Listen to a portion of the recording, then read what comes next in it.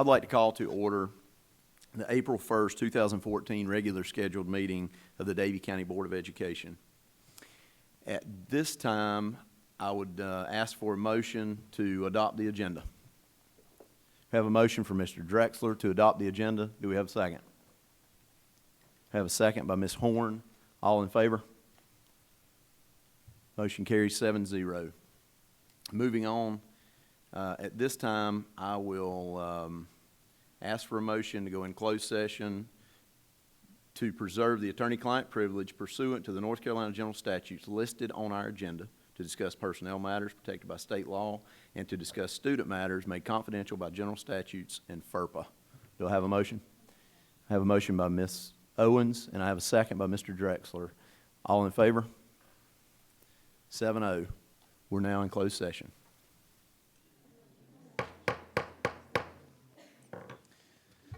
Welcome. We're going to reconvene the April 1st, 2014 regular scheduled Davie County Board of Education meeting. At this time, if you would, please bow with me for the invocation. As we gather this evening, I express thanks for this day and all of its blessings. I ask this board to be mindful of the business we are about to undertake. We are thankful for everyone in attendance tonight. Further, we are thankful for the opportunity to govern and the freedoms we enjoy. We pause to remember the students, faculty members, and families in our system and community who are facing challenges. Our positive thoughts are with them. As always, we seek wisdom to make the best decisions for the students and citizens of Davie County. Amen. At this time, I would ask the 4-H Explorers Club with their leader, Katrina Allison, to come forward for our pledge. Oh.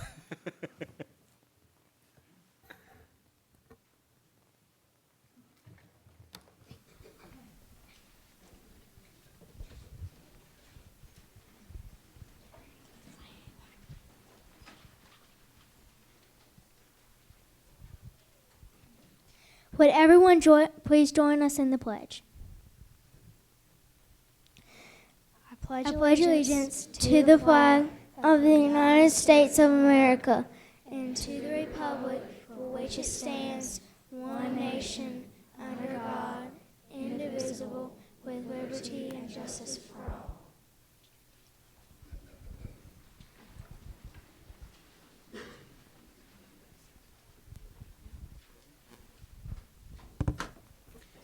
Thank you for that.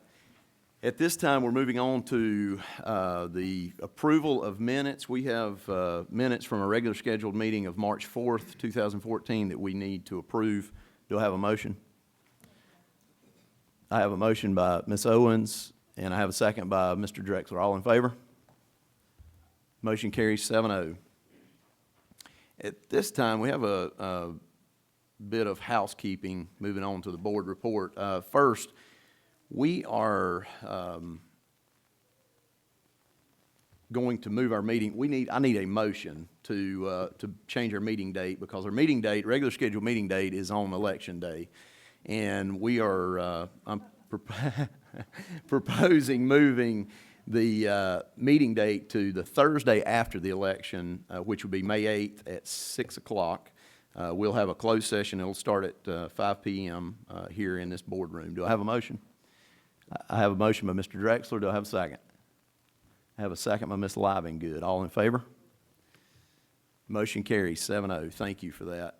At this time, moving on to important dates, and I'm going to point out a few important dates, and then we'll move on from there. April the 3rd, Thursday, April the 3rd, there's a candidates forum for anyone that's interested at Davie County Library. That's sponsored by the Davie County Fire and Rescue Association. Love to see everyone out at that. We have a final robotics competition on April the 4th down at Davie High. Look forward to that. That's always a good time. A lot of creative kids there. On April the 5th is the Davie High Prom. It's a big night for high school students. The Board of Commissioners meeting is on April the 7th at 6 p.m. We will be meeting with advisory councils on April the 8th at Pine Brook William R. Davie and North Davie, and that'll take place at William R. Davie School.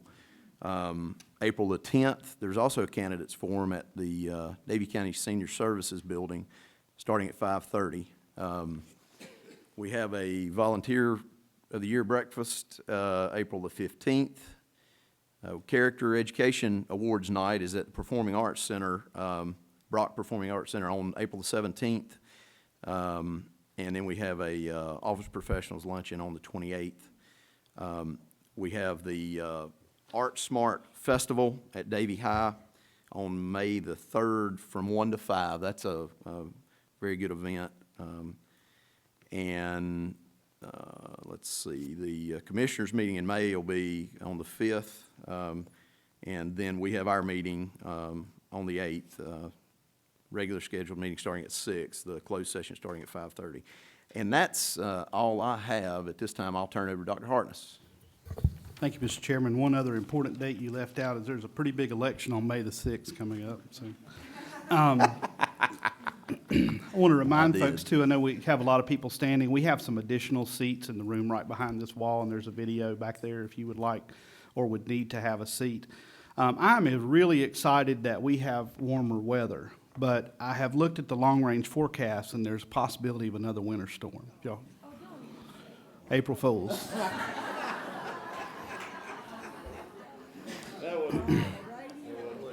It has been a very long winter, and I will tell you, your superintendent's sleeping a lot better now. We have an agenda item tonight to talk about school makeup days, and we'll leave that discussion till then. I want to thank the board for attending parent advisory meetings and lunch at South Davie Middle School and our parent advisory meetings. That means a lot for our staff and students to see the Board of Education out in our schools interacting. As you know, board, I'm very involved in advocating for our school district in Raleigh, and I wanted to share just a couple things that are going on across the state that you might be interested in. I received a call today from Governor McCrory's office, and I have been asked to serve on the E-Learning Commission. The E-Learning Commission is an advisory commission to the governor's office and the education cabinet on online learning and education, K-12 and college. Governor Perdue appointed me to that commission two terms, and I'm very pleased and honored that Governor McCrory would ask me to do that as well and represent our superintendents across the state. So look forward to that.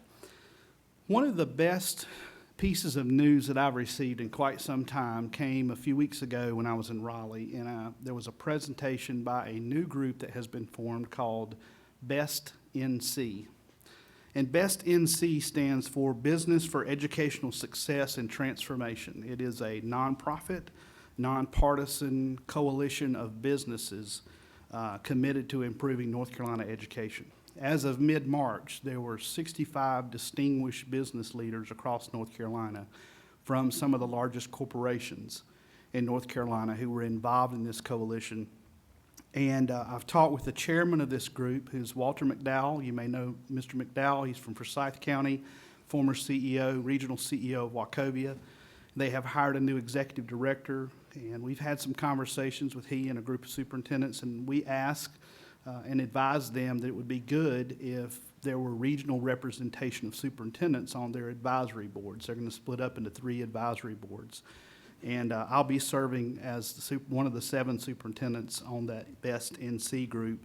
Right now, their top priority, and it's just education, their top priority is teacher compensation.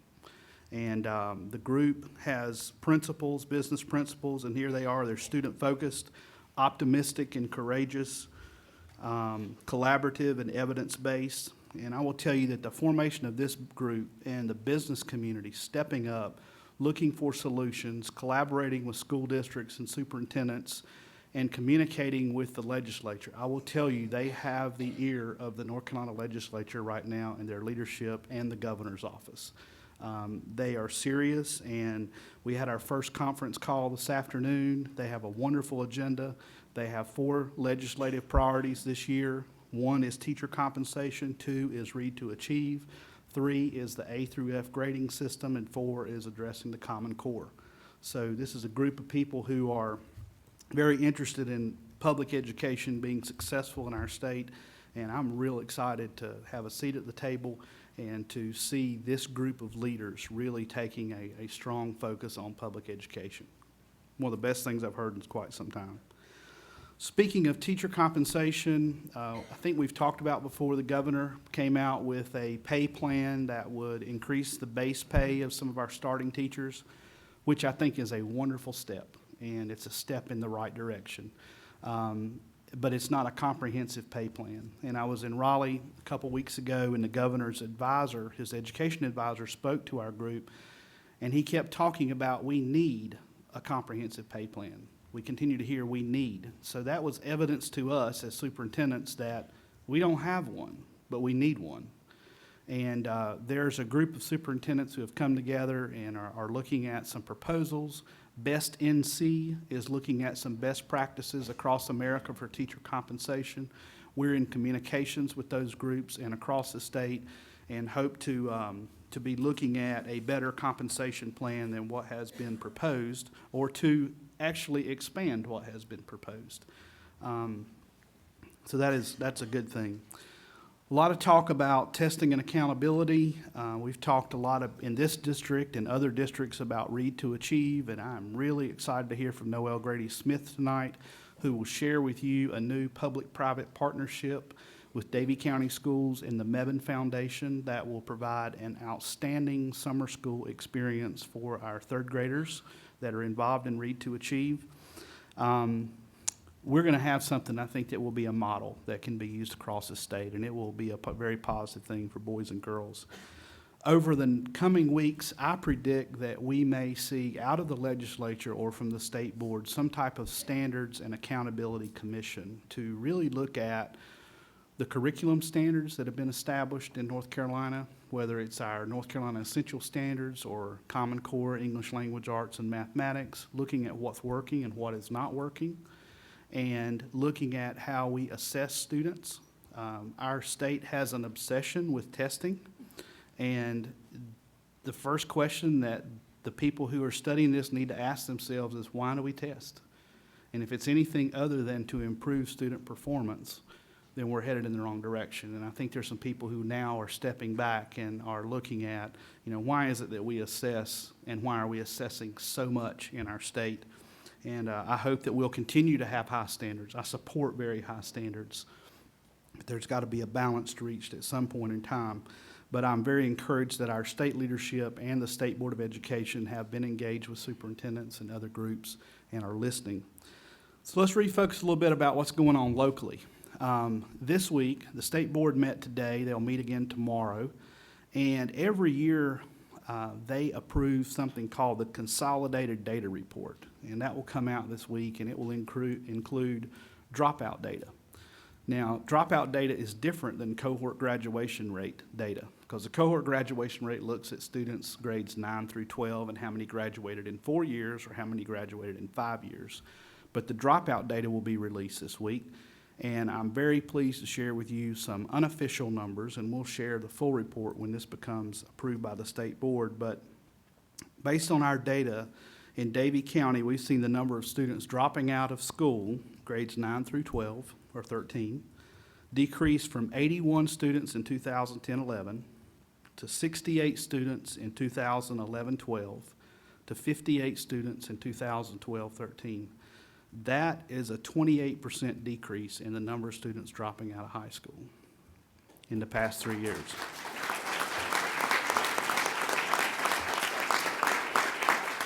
I know that decreasing the dropout rate, increasing the graduation rate is a priority of this board. It's a priority of our administrators and our teachers, and it's a priority of our community. And I just want to say I'm very proud of what our staff is doing with what they have to make a difference in the lives of students and give them a vision for what they can accomplish if they stay in school and graduate from high school. Exactly 1 year ago tonight, April 1st, 2013, we presented the plan that the Board of Education approved for a new high school to the Board of County Commissioners. Here a year later, and about a month from now, we're going to have a really important election. And I can't go anywhere around the state or in this county without someone asking me about that. And this is a solution our community has never voted on before, and I think it's a fine solution. I hear tremendous support, and at the same time, I hear new bits of misinformation and rumors every day. I want to thank our staff. Stephanie Kofid's usually here, but she is not feeling well today. Stephanie is our community schools coordinator and does a lot of our publications. Stephanie and I and other staff worked on this document. It's a fax document. We framed this almost a year ago, and the message has not changed. The answers have not changed since then, and I'm very proud of our staff fielding the number of questions that we've had about the high school plan and where we are with that. I will tell you that I find it disturbing that I have heard some misinformation floating around, and it comes into me about every day. I've heard that there's quicksand on the site that's proposed for the school. I've heard that teachers and teacher assistants will be cut if we build a new school. I'm very disappointed in those who would make those kind of statements that would try to scare people or our employees. I can assure you there'll be more misinformation between now and May 6th, and I would just encourage everyone to check your sources, and if you have questions, to call our office and speak with me or Mr. Wallace or others, and we can give you the answer to your question. We have experienced cuts in positions in Davie County schools just like every other school district in this state. We've experienced cuts in teacher positions, we've experienced cuts in teacher assistant positions, and that is clearly the result of decisions that were made by the North Carolina General Assembly, our legislature. We will experience more reductions unless the state legislature takes a different direction. But those personnel issues are state issues, they are not local issues. Speaking of the budget, you may have read in newspaper articles this past week that one of the big challenges in North Carolina is Medicaid expenditures. That has been used as an excuse for quite some time for the reason the cuts in public education. We're hearing now that the overruns of Medicaid are projected to be between $120 and $140 million this year. That is much better than $500 million last year. And I am very hopeful that the legislature will use that reduction in expenditures and any increased revenues to develop and implement a comprehensive pay plan for our teachers and our state employees. I feel confident that at this point, if there's any other further reductions in our staff, that we'll be able to do that through retirements and resignations. We do not have state planning allotments yet. That's unusual for this time of the year. I shared with the board in an email this past week. We've not received those, but as we receive those and finalize our recommendations to the board, we will be bringing you a draft budget by the end of the month. So I will tell you that my calendar is full, and I have really thoroughly enjoyed being out in this community and talking to people all across Davie County. The encouraging words that I hear, the positive response that I'm getting, the hundreds of hours of planning and listening to people in this community, I think have resulted in an excellent plan that you adopted. And I'm looking forward to putting this vote behind us on May 6th and moving forward in a very positive direction. I've got one last thing to share, and I'll call this from the mailbag. I get a lot of correspondence, emails, and there are times that I get mail. There are times that I get mail of thank you notes for something maybe we've done or one of our teachers has done or one of our staff members has done. There are times that I get not so nice mail. Most of those are anonymous, and there's not a whole lot you can do about those. But this past, in the last couple of weeks, I received a letter from Mr. John Deans. Mr. Deans is a retired hospital administrator who is a resident at Bermuda Village. And John not only wrote a letter, but he outlined suggestions of how our community could continue to recruit the best teachers in North Carolina. And I'll tell you, after I got this letter, I called him on the phone, and John and I had a great conversation, and I was so encouraged that this gentleman who's living in a retirement community wanted the very best for the next generation. And John, I'm very thankful for people like him who take the time to write not only a letter, but to provide proposed solutions and be prepared to act and to help with the challenges that we face as a school system and invest in the future. So, John, thank you if you're watching this broadcast. I appreciate your support of Davie County Schools. And I will leave you with one thing. 9 years ago, on April Fool's Day, Davie County Schools hired a very special lady who is our Chief Financial Officer, and Deborah celebrates her 9th anniversary tonight with Davie County Schools. So.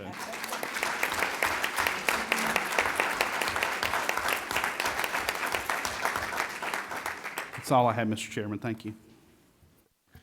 Thank you, Dr. Hartness. That, I tell you, that those dropout numbers are awesome. I mean, we strive for a time when there's no dropouts, obviously, but we're on the way there.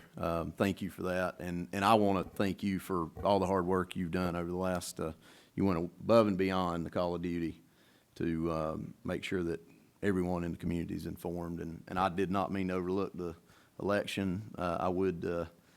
That is a huge day, and everyone needs to inform themselves and cast their ballot accordingly. At this time, we will move on to our student and staff recognitions. And first up is Ms. Dawn Baker for the Child Nutrition Manager of the Year.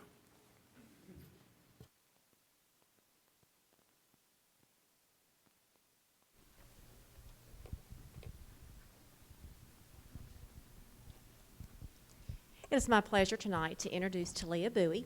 She is no stranger to this. It's nice to know that you've got qualified managers that their peers look up to, but Ms. BOE this is her second go-around, so this speaks loudly in volumes for her. She is our second-time Manager of the Year. She comes to us from Davie High School. She has worked with us for 20-some years. She started out as a bus driver and child nutrition employee at Shady Grove Elementary. And as many of our staff, they come on board because it's great schedule for their students and their children at home.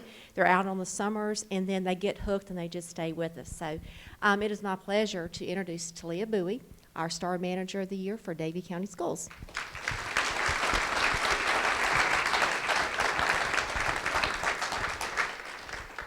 Ms. BOE, on behalf of the board, I'd like to present this to you. We appreciate your dedication to our schools.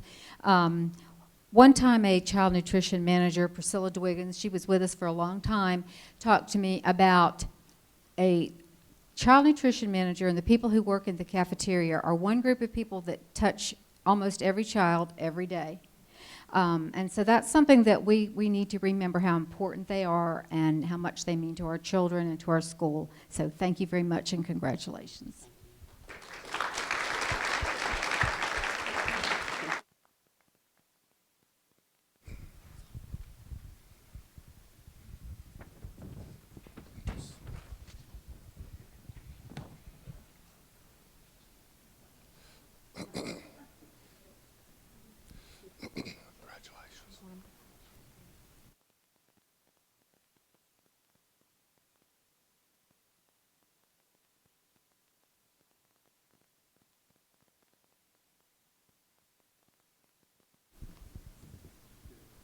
Good. Okay. It's my pleasure to introduce Kathy Murphy. She is an employee at Moxville Elementary in the morning, where she helps serve breakfast at our Universal Free School. She also has the privilege of working with our middle school kids at North Davie, and she also drives a bus. So this is another example of how we have cross-categorical employees that touch lives on many levels. We have been pleased to have Kathy work with us for 3 years. She's just a blessing, and she's also very active in our local school nutrition association. We are pleased that you have represented us well this year, and we wish you another good year with us. Many more. She is going to school to do something else. I'm afraid I'm going to lose her. Congratulations. Thank you. On behalf of the board, I'd like, I don't know if I can get through this, my voice is about gone, present you this certificate, and we thank you for the hard work, and as Carol said, you do touch a lot of lives every day, and we appreciate that. Thank you.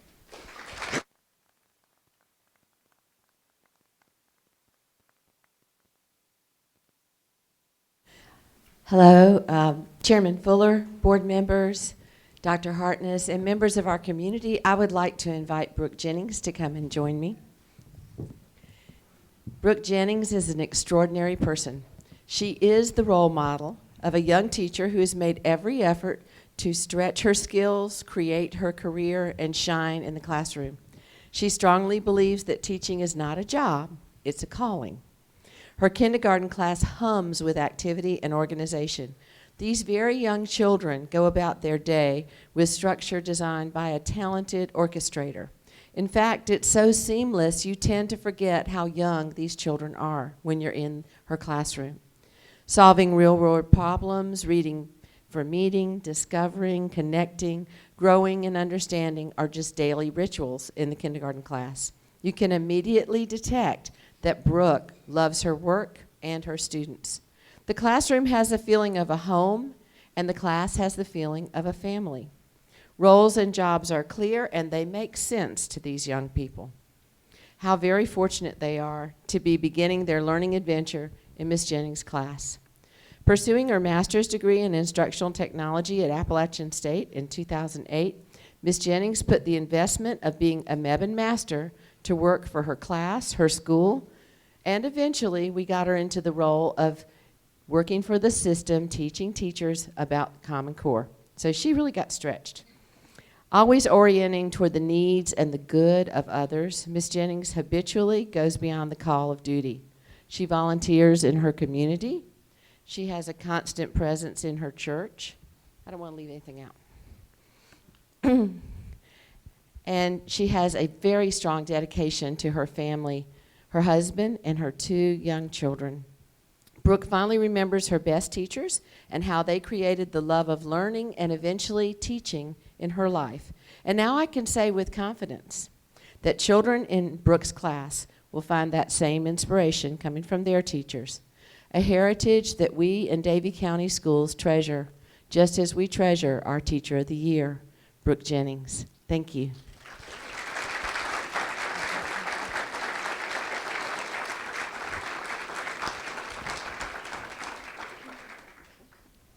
This is very special to me. Many years ago, Brooke finished her student teaching at William R. Davie. And I got a call and said, I've got this teacher that's really good. Well, I didn't have any positions. I said, all right, let me interview her. So she walked in. I had a maternity leave coming up, and it came up quite quickly that day, I think. She started teaching in 3rd grade. Then she subbed for me again in a lower grade. I can say to you, her passion and her dedication to the children showed then. It does not surprise me in the least that she is our Teacher of the Year. And on behalf of the board, I'm so glad you chose Davie County. Congratulations.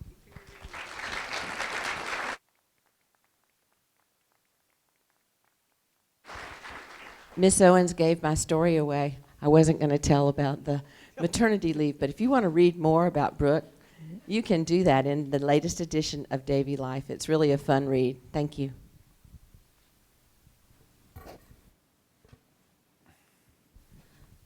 Chairman Fuller, Dr. Hartness, members of the board, and members of the community. It's my privilege to introduce to you Beth Kevel.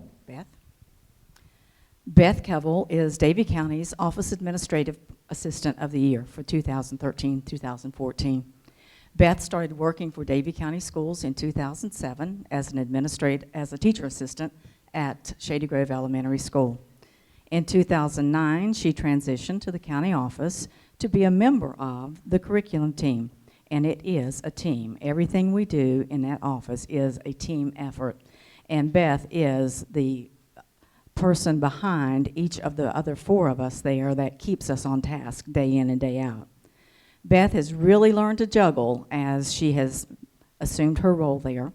She's constantly getting tasks from one of the 4 of us in the office to be completed. She works outside of our office as she trains teachers and works with our online teacher evaluation system and goes out and does training in schools for new teachers and as refreshers for others that have forgotten passwords and how to log into the system, etc. So Beth has been a very instrumental part in making the teacher evaluation system so successful in our district. no matter how many tasks Beth is working on at any given time, if any one of us goes up to her and says, Beth, I need, she'll say, got it. And there's the smile. And we know that she's going to carry through and make sure that that task gets done for us. So it is my privilege to present to you Beth Kevel, Davie County's Office Administrative Assistant of the Year.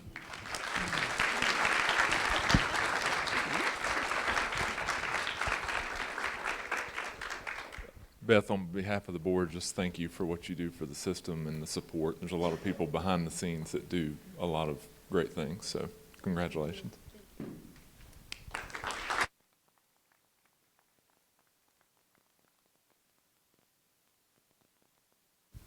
Thank you, Dr. Hartness and board members, for letting us recognize our young writers tonight. I'd like to have 2 of our 3 girls come up tonight, please, Cheyenne and Hannah.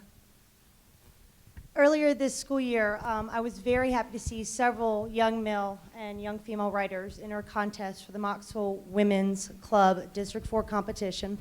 And we had 3 students from South Davie Place. Amber Bostic placed first in the District 4 competition for a short story, and her story went on to place 3rd in state for the General Federation of Women Clubs. Cheyenne Durst here placed 2nd in District for her short story entry, and Hannah Basinger placed 3rd in District for her short story. These students are lovely writers and wonderful students, and thank you for letting us recognize them tonight.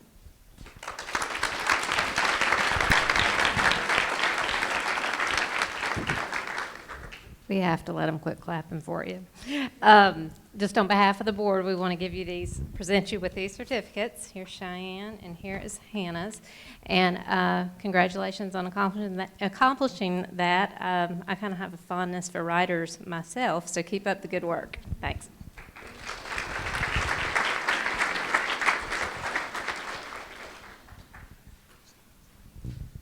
Chairman Fuller, members of the board, and Dr. Hartness, I want to this time call up Avery Boudreau, who is an 8th grader at South Davie, to come join me.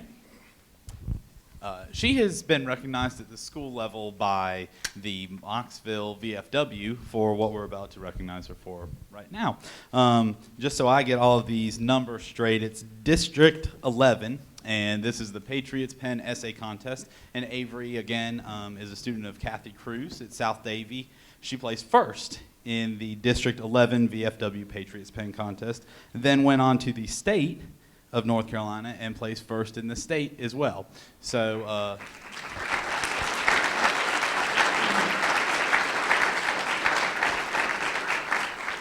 so we are very proud of Avery and her hard work, as well as the hard work of Ms. Cruz and all of her other teachers.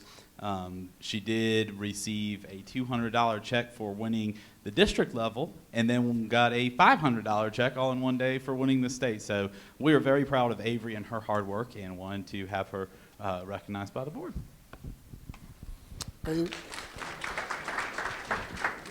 Avery, on behalf of the school board, I'd like to thank you very much for your work in the classroom and your success in those contests. Thank you.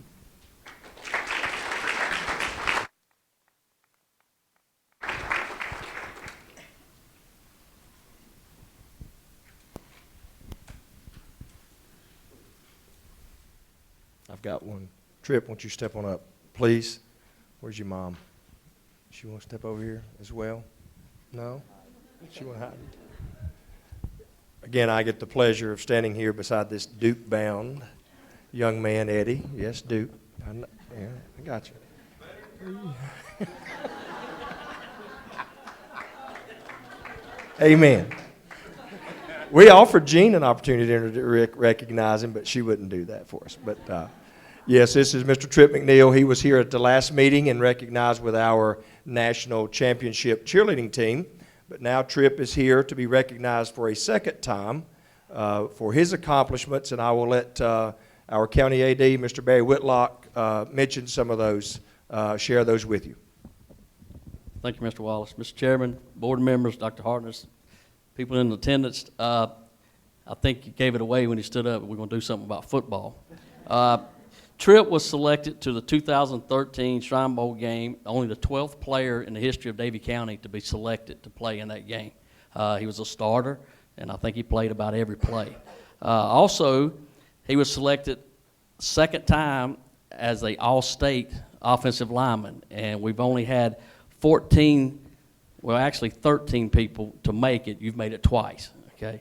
And like Mr. Wallace mentioned, that he will be continuing his football career at the Duke University, and also majored in electrical engineering.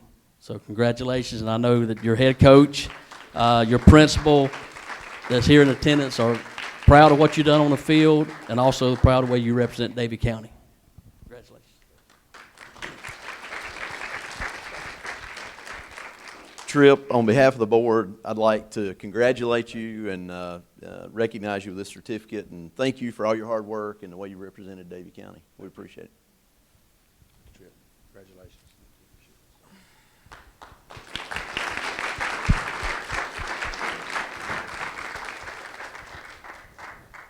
Ms. Lynch, will you open that door for us, please?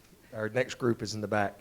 I also want to share with you, it's something that's very important, as you've already heard a lot of our accomplishments with our students, but one of the reasons that Tripp chose Duke was because of the engineering program as well. He's not just going to play football, but some of you have been college athletes and you understand the demands of that, but he also wants to accomplish, get a strong degree in a very demanding program as well, and of course that university was willing to work with you. So obviously we appreciate you as a student athlete, Tripp, and your many accomplishments and how you've represented us. So we do appreciate that. And Mom, thank you very much. It was awesome. Okay. At this time, we would like to recognize another undefeated team at our South Davie Middle School boys basketball team. So gentlemen, come on in. Come right here. Be good.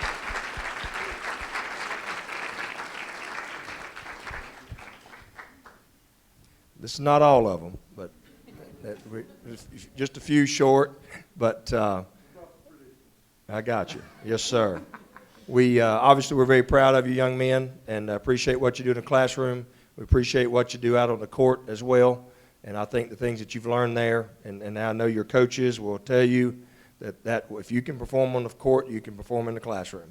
It's a lot about effort, but we do appreciate that. And again, I'm going to let Coach Whitlock share some specifics about this group. Thank you. I'm going to let Coach Wall introduce the players that are here. I know some of them had other athletic events they had to be at tonight. So this is Coach Wall, the head coach. Ryan O'Neill is one of the assistant coaches, along with Jermaine Mayfield.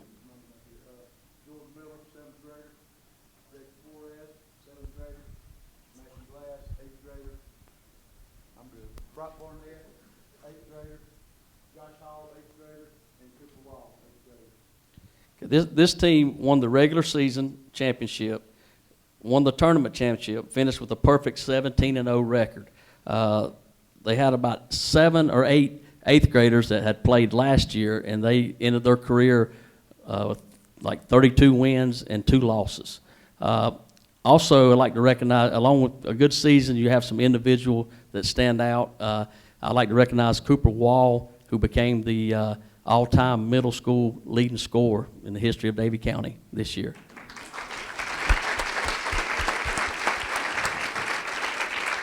So this is part of the undefeated South Davie Tiger basketball team.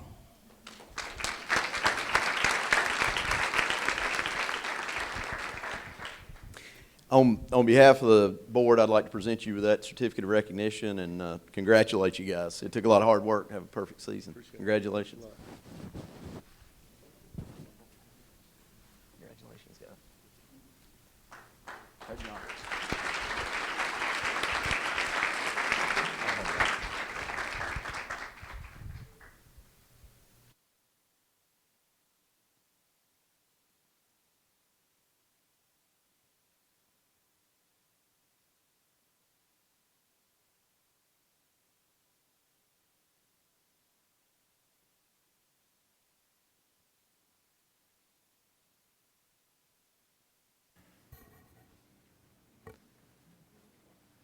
At this time, we'll move on to our consent agenda.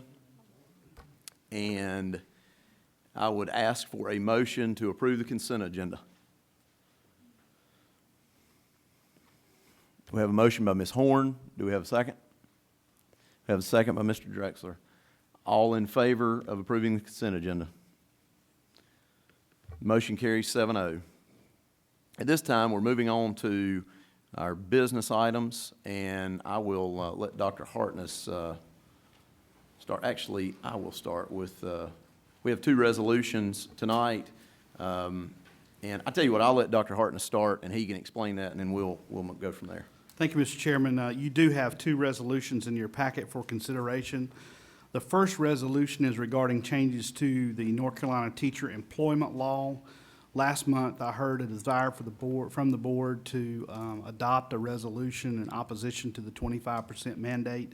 We've taken some time over the past month to review resolutions from 11 or 12 other school districts, review the law, and develop a resolution for your consideration, and that has been in your packet. I think you received your packet on Thursday. So, Mr. Chairman, the board would now be most appropriate to discuss the resolution, or if you want to read the resolution. Yeah, I think I'll read the resolution first, and then we'll have some discussion. The resolution before the Davie County Board of Education regarding changes to teacher employment law.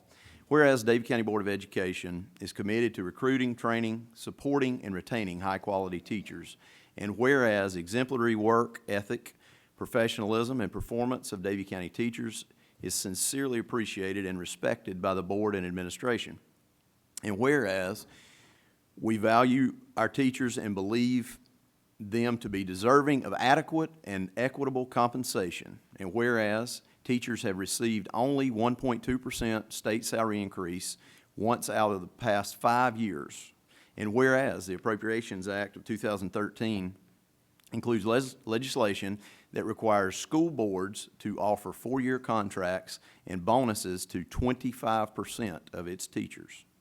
And whereas the 25% mandate requires that in exchange for the 4-year contract and a $500 pay raise for each year of the contract, beginning with the 2014-2015 school year, those teachers with career status shall voluntarily relinquish their career status. And whereas the language in the 25% mandate is vague and subject to multiple inconsistent interpretations, and whereas the school system has far more than 25% of its teachers that deserve a salary increase given the excellent services they provide to our students. And therefore, the 25% mandate process is divisive, inequitable, and demeaning to our teachers. And whereas at this point, the 25% mandate has only been funded for this current biennium budget, and the General Assembly has not assured boards of education or teachers that adequate funds will be allocated to fund the 25% mandate provisions for the full 4 years. And whereas in the event that the General Assembly does not fund the mandate beyond the current biennium budget, the financial obligation to fund the additional compensation for those teachers who voluntarily accept the terms of the 4-year contract may fall to the board. And whereas, as the date of this resolution, there is pending litigation regarding the Appropriations Act with respect to the retroactively eliminating career status for teachers, and the board is deeply concerned that the potentially unlawful and unconstitutional elimination of a vested and earned property right and the identification of only 25% of Davie County Schools teachers for long-term contracts threaten to disrupt the collaborative, collegial, and stable teaching and learning environments that research indicate are critical to higher levels of student performance.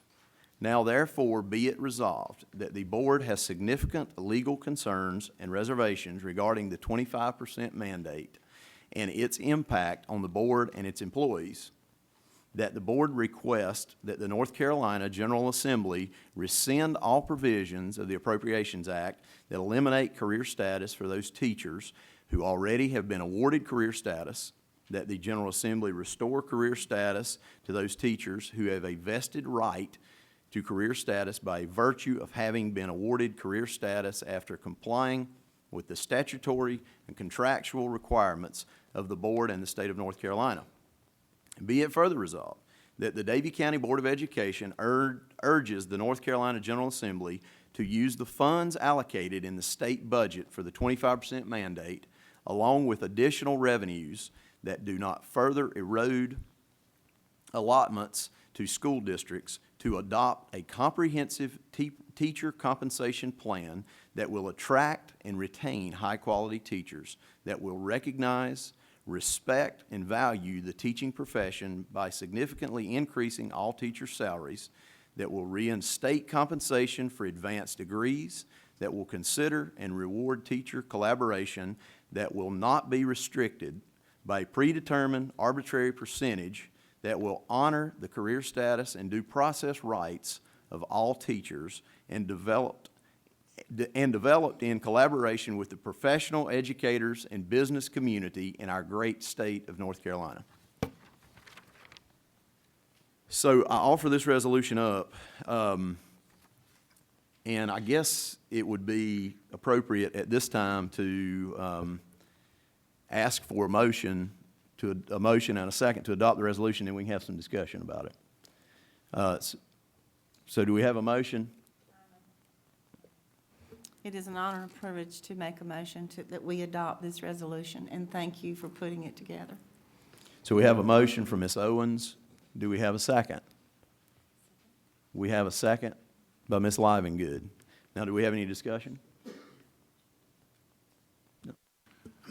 Dr. Hartness, I'd ask you to look at 1, 2, 3, 4, 5, the fifth whereas for your consideration of a wording, and this wording may be addressed at a different place, but work with me.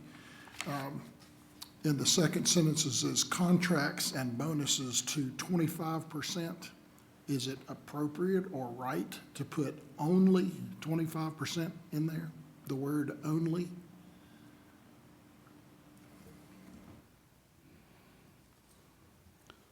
I think that's wordsmithing. If we want to add that, I have no objection to that. But I think the implied and perceived reader would assume that as well. Another point. Allocation, if you go to 6, 7, 8, 9, the ninth one, at this point, the 25% mandate has only been funded for the current biennium budget. Has not assured boards of education or teachers of adequate funding that will be funding the 25% mandate provisions for 4 full years.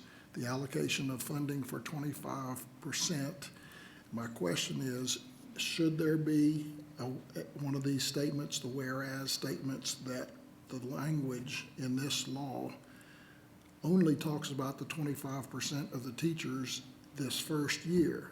It never talks about any progression of the ability for anybody else to come onto this program in future years. That is the intention of the legislature. This is a one-year issue. This is not 25% this year and 25% the next year. It's intended to be that. So it's intended, as it is written, it was intended as a one-year thing. Right.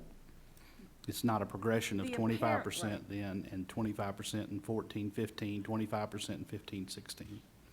Yeah, the apparent purpose of the legislature is to entice teachers who have established tenure and vested tenure rights to surrender those rights for a 4-year contract that expires at the same time their tenure expires. So it is a one-time, one-offer provision that they must accept by June 30th, 2014, by the very terms of the legislation.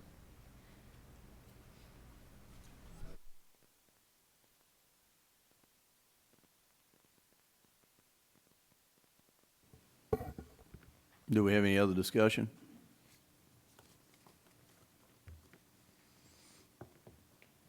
Okay, seeing no other discussion, I'll call for the vote. All in favor of this resolution before us, if you would raise your hand. The resolution carries 7-0. Thank you.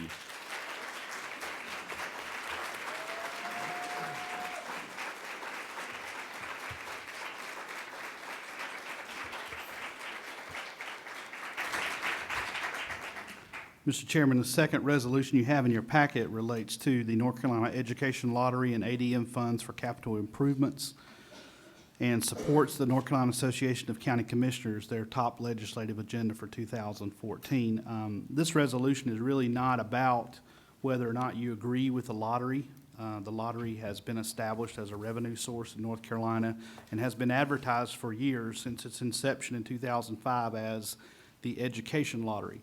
But there's been a lot of tweaks and changes to that over time, and I am delighted that the County Commissioners Association is trying to bring some clarity to this statute. I'll be glad to read this if you'd like and explain anything as I go along. Well, let's do that. I think that'd be a good idea.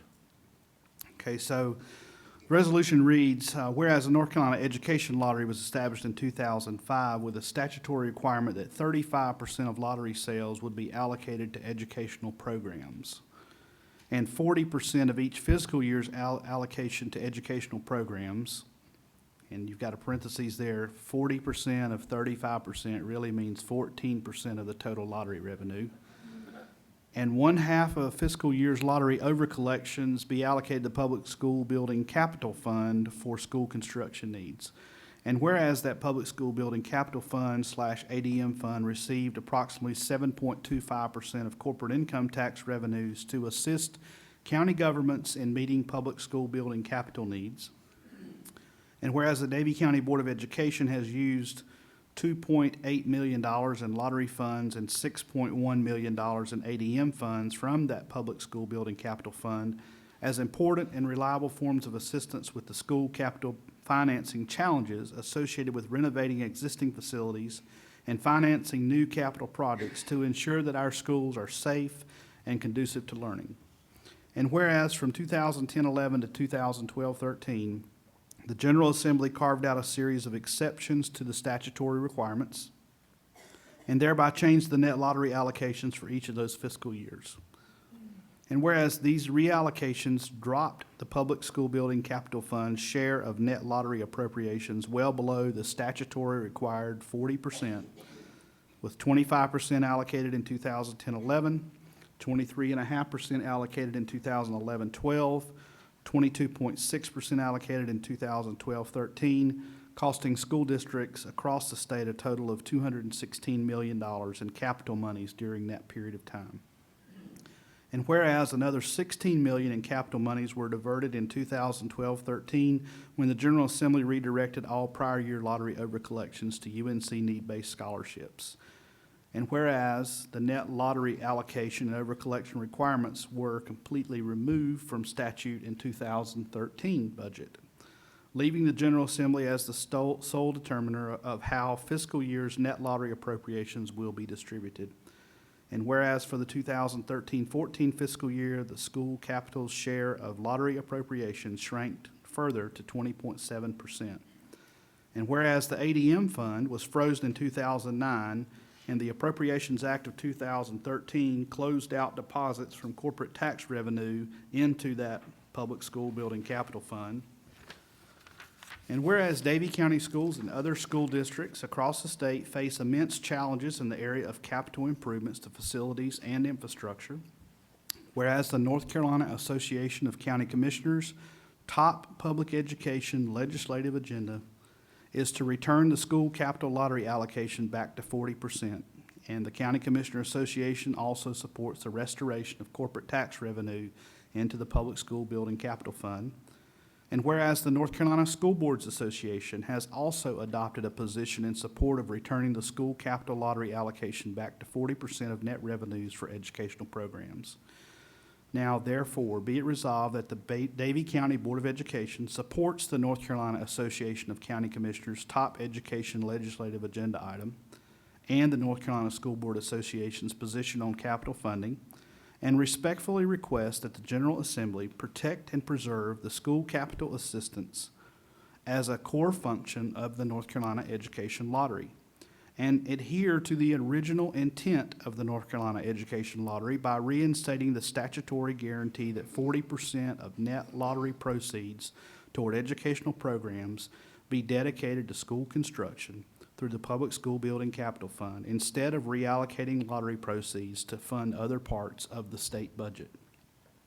Be it further resolved, the Davie County Board of Education respectfully requests the General Assembly also reinstate the requirement that 1/2 of a fiscal year's lottery over collections be allocated to school construction through the Public School Capital Building Fund. Be it further resolved that the Davie County Board of Education respectfully requests that the General Assembly rescind all provisions of the Appropriations Act of 2013 that eliminated deposits into the Public School Building Capital Fund from corporate tax revenue, and restore those revenues to assist county governments and local school districts in meeting public school building capital needs. We have a resolution before us. Do I have a motion to adopt the resolution? I have a motion by Mr. Junker. Do I have a second? And then we'll have some discussion. I have a second by Ms. Owens, and now I'll ask for some discussion. Dr. Hartness, try to get this out. If you would, give us a little better explanation on the Public School Building Capital Fund, how that worked. And I got a pretty good grasp on the lottery and what they've done, you know, since '09 or whatever, when they started cutting it back. But did they just freeze that? Are we still getting that money, or any of it, or what? The bucket is called the Public School Building Capital Fund, and there were two resources to that bucket. And Deborah, you help me if I'm incorrect. One was the lottery, and one was the ADM fund that came from corporate income tax. They froze the ADM fund and did not make further deposits, and they eliminated that as a resource for school construction this past year in the budget bill. The lottery continues to function, but what has happened is the education portion of the lottery, 40% of that money was supposed to go to school construction, was guaranteed at the beginning. And the legislature, the governor, all kept dipping into the lottery as a revenue source and was paying other things in the state budget with it. And this past year, in the Appropriations Act, they completely eliminated that guarantee. So the General Assembly now has the pleasure of using all or a portion or whatever they decide each year in what they might deposit in the lottery, from the lottery towards school construction into the Public School Capital Building Fund. Does that help? Yes, it kind of solidifies in my mind that any time there's a pot of money out there that the government can get their hands on, they'll take it. Social Security, Highway Trust Fund, you name it, if they can get it, they'll take it. So that's. Do we have any other discussion? Again, Dr. Hartness, if you would number down the whereases, if you would get to, or first, if you would define over collection. What do they mean by that term? Deborah, can you help me with the term that the lottery uses called over collections? It's not in number 9, it's up in the previous wording.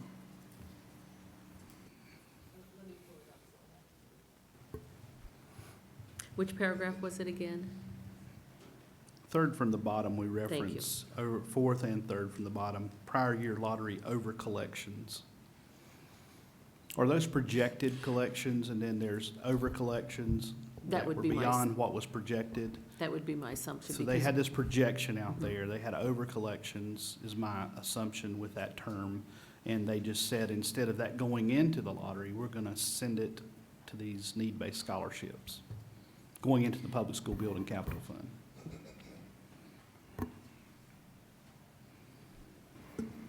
Second, number 9 is the last one on the first page. ADM was frozen in 2009, I understand that. Appropriations Act of 2013, explain what it means by closeout deposits. In other words, they didn't take any more corporate tax revenue and put it into the Public School Building Capital Fund. They stopped doing what the original law requested them to do. Correct. Final comment, you started your presentation before you read this, saying that whether we were in favor of the lottery or not, that's the question, not the question at the issue. That is not the question here today. I read through this and I have a couple of things to say. Any school system, this is my opinion, that is banking or planning on utilization of lottery funds or funding is making a grave mistake. Lottery funding is not guaranteed to be there, whether you want to call it gambling or potential revenue.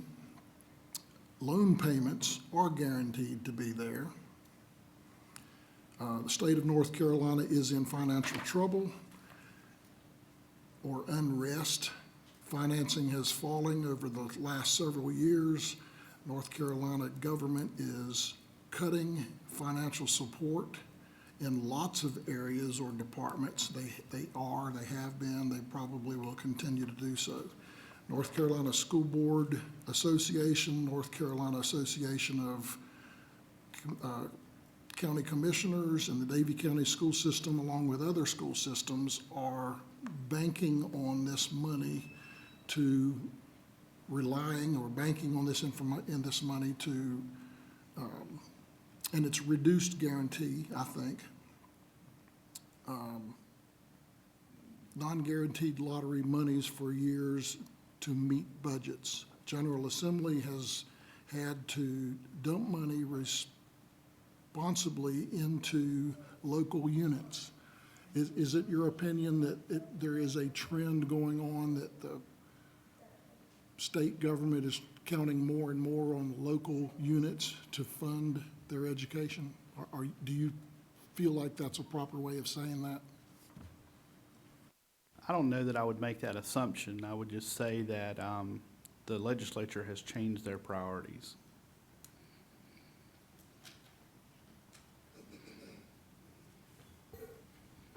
Do we have any other discussion? Seeing no other discussion, I'll call for the vote. All in favor of this resolution? 6 in favor. All opposed? 1 opposed. Motion carries. At this time, we're moving on to the school calendar and makeup days. Dr. Hartness. Thank you, Mr. Chairman. This year, here's our totals. We missed 7 school days. We had 6 2-hour delays. We had 1 3-hour delay and 1 early dismissal. In comparison, last year we had 3 2-hour delays. So it's been an interesting winter. The school calendar law in North Carolina requires that students in North Carolina attend school 185 days or 1,025 instructional hours. The legislature, and Paul, this goes back to one of the problems that I have, is they're very prescriptive and don't always understand the ramifications of the laws that they adopt. In their last session, mandated that all testing of students be in the last 10 days of the school year for year-long courses and the last 5 days of the school year for semester-long courses. The testing window then has to change if the end of the school year changes. So when you look at where we've made up days on Saturday, we've made up days this past Friday, we've canceled early release days, we've added 2 days to the end of the school year. So those 2 days to the end of the school year are June 9th and June 10th. We can do productive things on those days, but we know that there's no great day to make up school because people make their plans based around the calendar that you adopt well in advance. The other dilemma is the mandate by the legislature causes us then to move our testing window at the high school and those semester-long courses to the last 5 days of the school year. We do not anticipate excellent attendance on June 9th and 10th.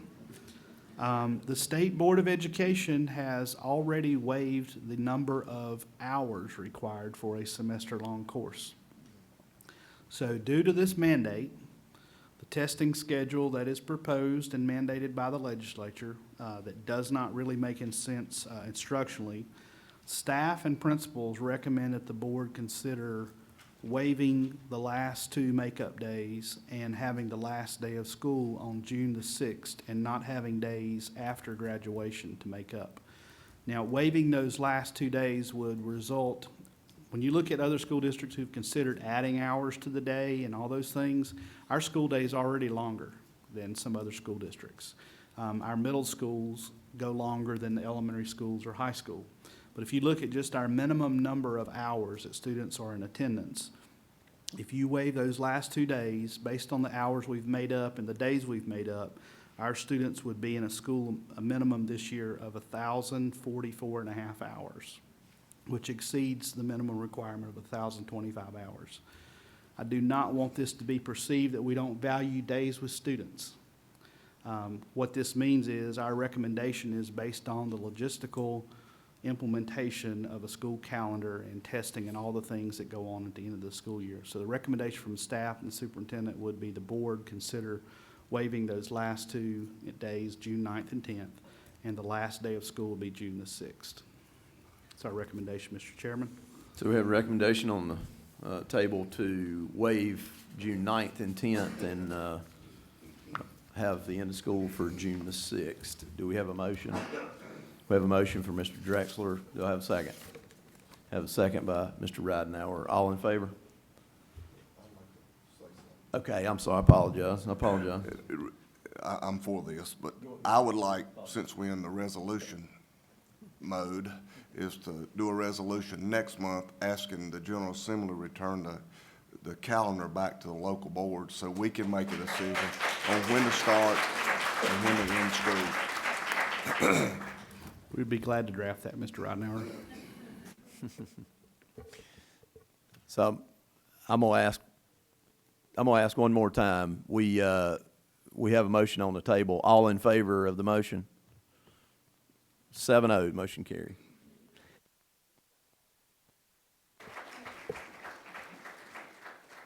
At this time, Mr. Chairman, may I also make one more statement?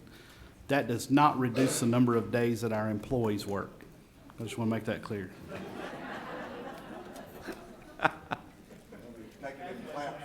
That's right. Pulling them back. That's right.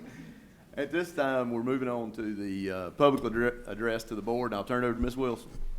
Ladies and gentlemen, we're so excited to see such a full house today, and we're looking forward to hearing what all of you have to say, and we appreciate it if you would respect our rules as we proceed.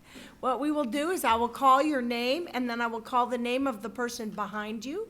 If you'd come to the podium and state your name and address when you approach the podium, that way if the board or staff have things they need to communicate with you about, they'll know how to contact you. You cannot miss I believe it's on that computer screen that's like right in front of you, that will have a timer that will go from 5 minutes till you're out of time. Please respect that and don't make us beep you or do anything else that we find to be just abrupt and rude. We're trying to be nice, but we really want to hear from you and be able to hear from everybody, which requires you to follow our time constraints. Also, please don't discuss personnel matters or student matters that are privacy protected. Mr. Wallace, who is sitting at the end of the table, Jeff, would you raise your hand? Thank you. We'll be happy to talk to you about those issues in private to respect the privacy of the people at issue. And so if we could start with our first person, and if the second person whose name I call could be on deck, it is, after all, baseball season, and be prepared to come up when the person in front of you has finished, we'd appreciate it, so we can get through as many as we can and hear from all of you. First will be Angie Williams, followed by Meredith Rutledge.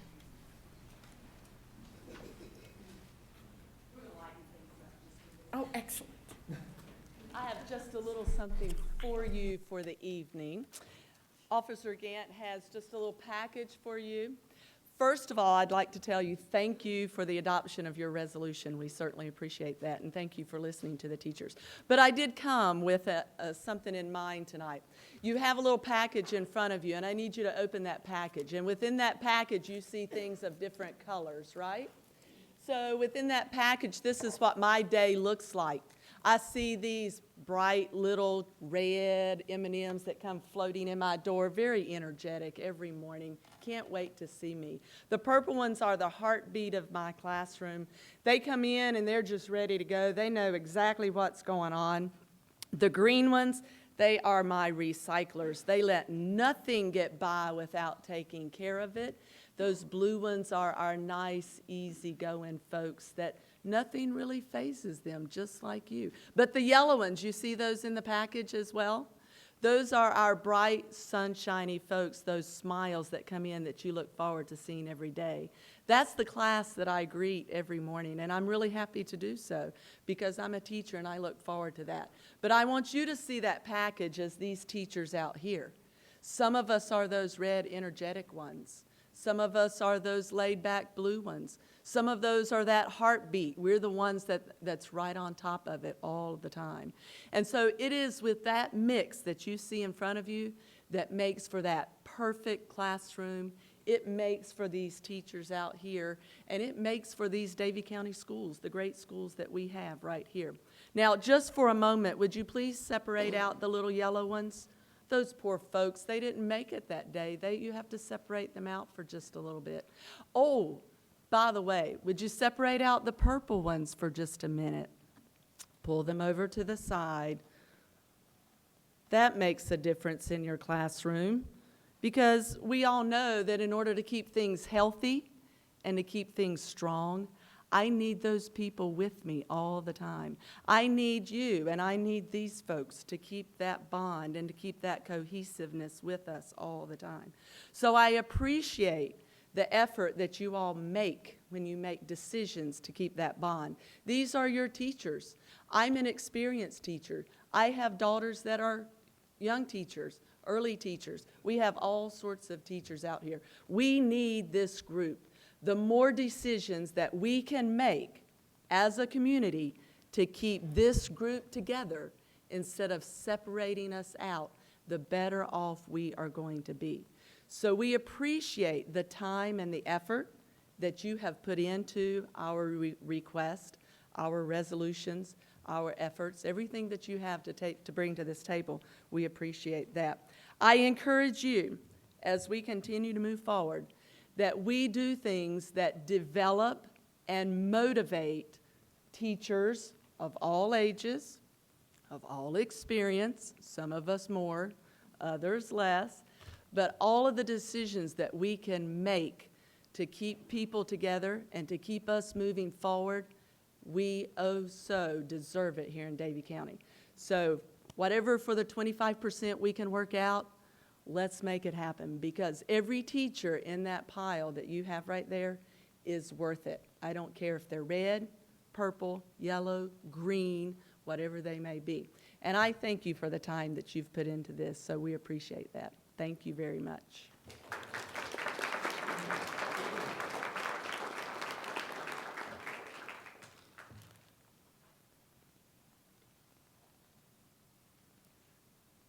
Meredith Ratlish, 150 Live Oaks Road, Advance NC 27006. Hi, my name is Meredith Ratlish, and I am a senior at Davie High School. This past week at Davie High School, I helped to organize a student poll concerning the upcoming bond vote for the new high school in May. With administrative permission, a poll of all third period students was conducted.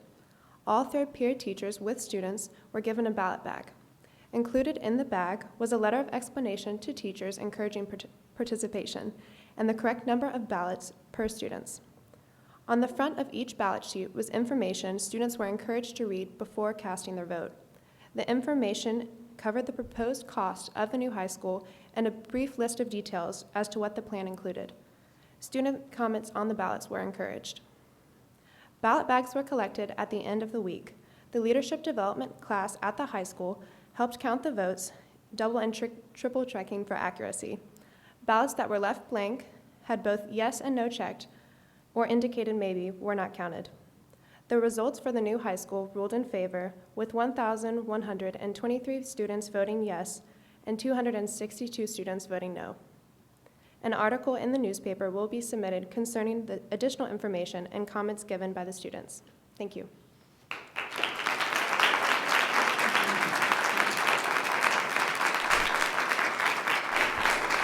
Thank you. And I neglected to do my job very well a minute ago to say that Mr. Eddie Lee Gans is next, followed by Lynn Wisecarver.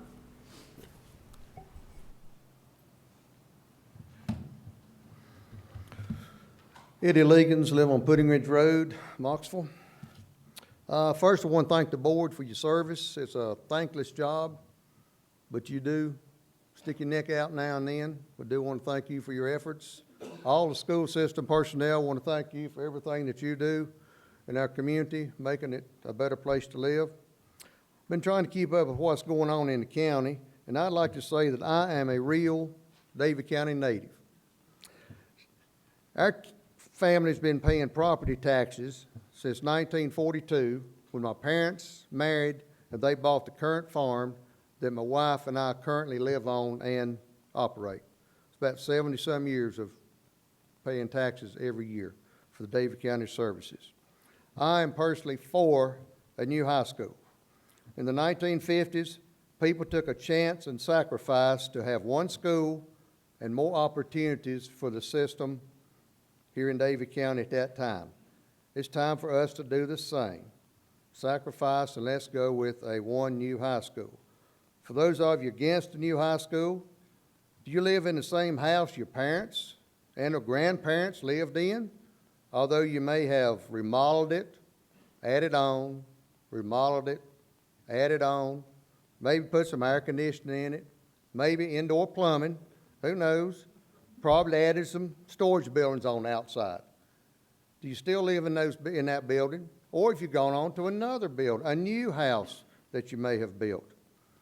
When you drive to Winston-Salem, do you drive on the newer 4-lane I-40? Or do you take the older, narrower, but renovated 158? How about going to Statesville? Do you travel the newer, wider 4-lane I-40?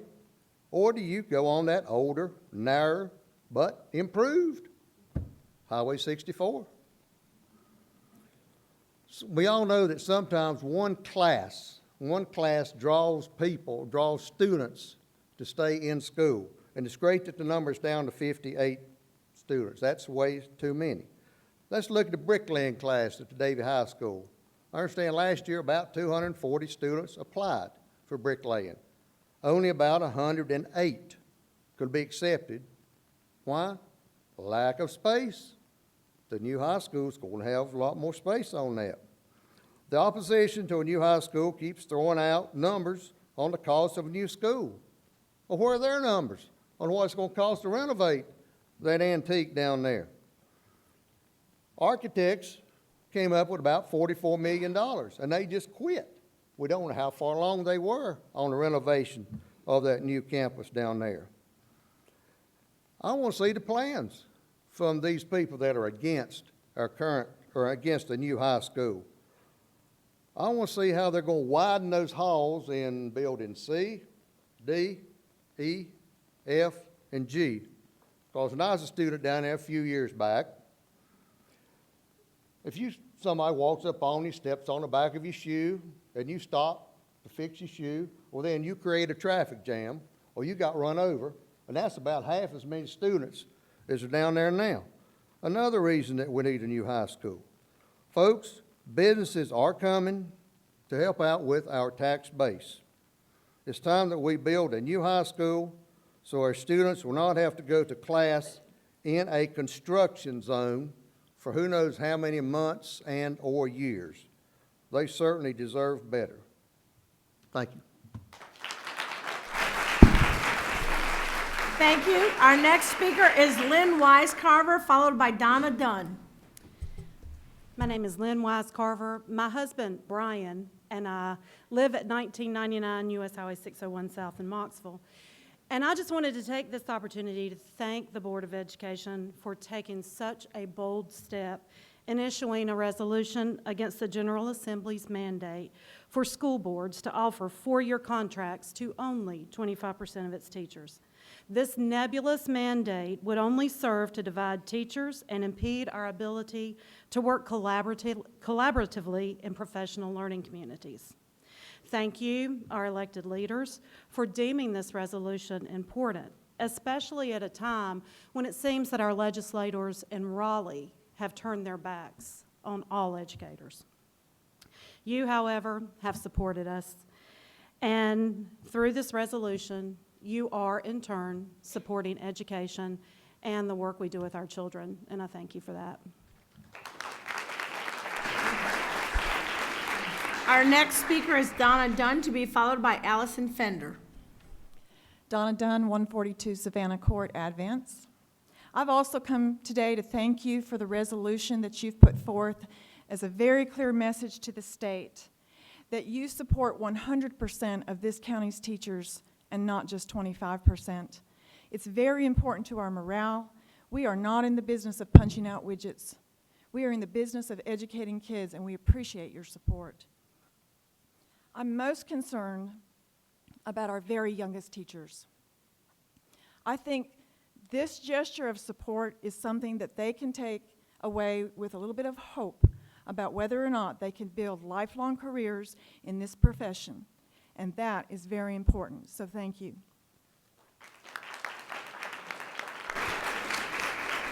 Our next speaker is Allison Fender, to be followed by George Hare. Allison Fender from 470 Bonkin Lake Road. I'd like to say thank you to Dr. Hartness and the members of the board for your resolution which decries the General Assembly's attempt to continue dismantling public education by dividing teachers.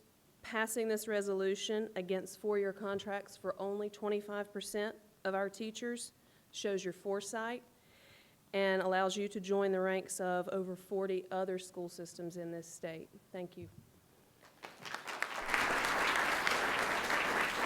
Our next speaker is George Hare, to be followed by Gladys Scott. I'm George Hare, and it's 119 Rock House Road, Moxville. All right, so again, my name is George Hare, and I'm speaking on behalf of the students of Davie High School. As Meredith said before, she came up with a great project with that, the student polling that really allowed students to voice their opinion on this new issue about the high school. And I think, I mean, the 81% of the votes came back as yes. And I thought it was very interesting that none of the current students at Davie High will attend classes at the new high school if it is approved.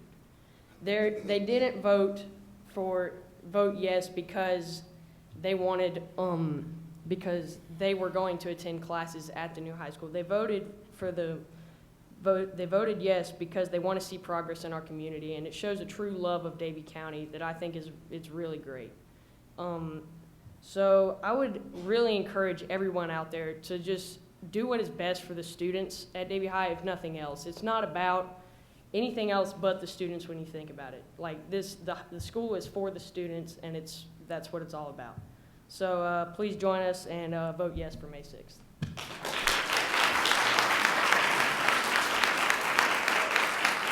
Our next speaker is Gladys Scott, to be followed by Kathy Menino, I killed it, I know I did, I'm sorry. Third one I got right out. Chairman Fuller, board members, Dr. Hartness, and community. I'm Gladys Scott from 252 Main Church Road, a retired Davie County educator. I'm speaking today as a staunch supporter of the new high school initiative, which will be voted on May 6th. As I thought about speaking today, I reflected on the historical chain of events which took place when Davie High was built and for whom it was built. It has been well documented that the existing Davie High School was built in 1956 for a student body of about 725 students, consolidating 4 existing high schools. It became one new high school, but not for all. There was a body of students who were not included in that transition to Davie High School in 1956, the African American high schoolers. This very site was the high school campus for the African American students of the county. African American students from Moxville, Advance, Smith Grove, Fork, Imes, Crossroads, Cana, Poplar Springs, and Farmington attended high school right here. As chronicled in Marie Roth's History of Davie County Schools, published in 2010. This Rosenwald campus was established in 1925, and in 1936 became Moxville Colored High School, and by 1939, it became Davie County Training School because teachers were trained here.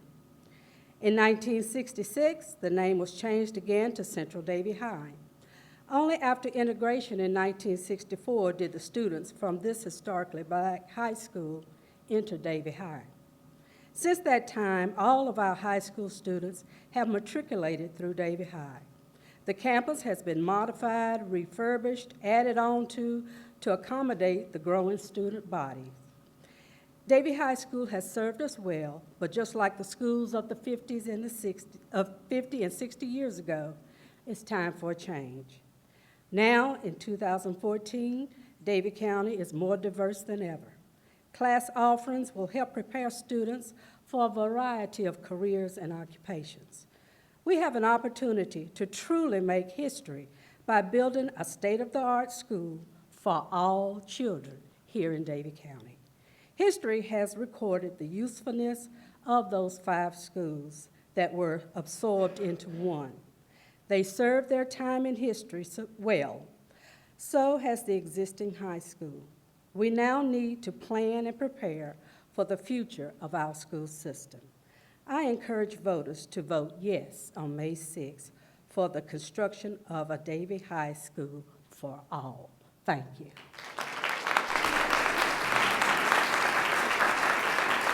Our next speaker is Kathy Menino, I hope, to be followed by Julie Wayne. Good evening. My name is Kathy Menino. I live at 2767 U.S. Highway 64 East, Moxville. All right. First of all, thank you for giving me the opportunity to speak. I want to say how fortunate I feel to be a teacher in Davie County and to be part of a community that supports our students, our teachers, and our schools. We have a lot to be proud of. I work with so many amazing educators who are dedicated to providing the best education and learning environment possible for all our students. I want to thank you for supporting that in all ways. As you know, teachers do this by working together as a team, as professionals, collaborating on lessons, curriculum, new ideas, best practices, strategies, experience, and most of all, insights a lot of times into not just teaching, but their students as well. Collaboration is the best practice, and it makes us much more effective teachers. Through collaborating, we join forces to accomplish so much more for our students, which is our goals. This is why the 25% law and the stripping teachers of due process rights has been so distressing to so many people, especially teachers. It discourages collaboration and creates a divisive atmosphere that can only be detrimental to our students and actually to our county. In conclusion, I'd like to thank the board and Dr. Hartness for listening to our concerns, for recognizing how important this issue is, and for passing a resolution to reject this law. Thank you for all your support and for all you do for the teachers and children of our county. Thank you. That's it. Our next speaker will be Julie Wayne, to be followed by Bill Steed. Good evening. My name is Julie Wayne, and I live at 547 Oak Valley Boulevard, Advance, North Carolina. First, I want to thank you for all you do for the students and teachers in Davie County. My husband and I moved here nearly a dozen years ago because of the quality of the school system, which is a reflection of the hard work of this board, our superintendent, and our fabulous teachers. As a parent, I want to thank all of our dedicated, hardworking teachers, and thank you for showing support for them tonight and the resolution that you have adopted. I do want to tell you that you might want to hang on to your seats there, however, because Meredith and George one day are going to be leading in this county, and I am extremely impressed by the leadership they displayed by initiating a vote at Davie High. I had not heard about that or the results of that, and coming to lead and speak on behalf of their classmates. I'd like to speak to you about a second but equally concerning issue that I have faith that this board will help me understand. On March 13th, a member of this school board posted on his personal social media site information titled, and I quote, "Facts about estimated renovation of the existing high school." This post was not a shared or forwarded link to another site, but was presented as if this individual had and was disseminating factual information about a renovation plan. This plan, as detailed by this school board member, included and described 2 phases of renovation, including what buildings would be renovated or built and their proposed cost. Later in this information, the reader is told that on May 6th, when they vote, there would be a choice, and that a yes vote would be, quote, for $54.5 million for a new high school on Farmington Road, and option B, a no vote, would be, quote, for approximately $15 to $20 million on a better renovation plan for the existing DCHS. As a citizen who attends, watches school board meetings, and reads notes from them, perhaps I missed it. So I have questions for this board. Can you please provide me the name of the architectural firm that was hired to evaluate and develop a renovation plan, and tell me when this study was conducted and how the conduct of this renovation plan was funded? When was this renovation plan approved by this school board as an alternative should voters unfortunately vote no on May 6th? If the answer is that none of these things were done by this board, then I ask, why and how is a renovation plan being put forth as a, quote, fact by a member of this school board? I understand that your policy is for the board not to comment on a public speaker's discussion. Now, my belief is that perhaps the spirit of that policy is designed to protect the speaker. Therefore, I waive this right of protection, and given Dr. Hartness's urging to us tonight to check the source of information, I ask that you address my questions. Thank you.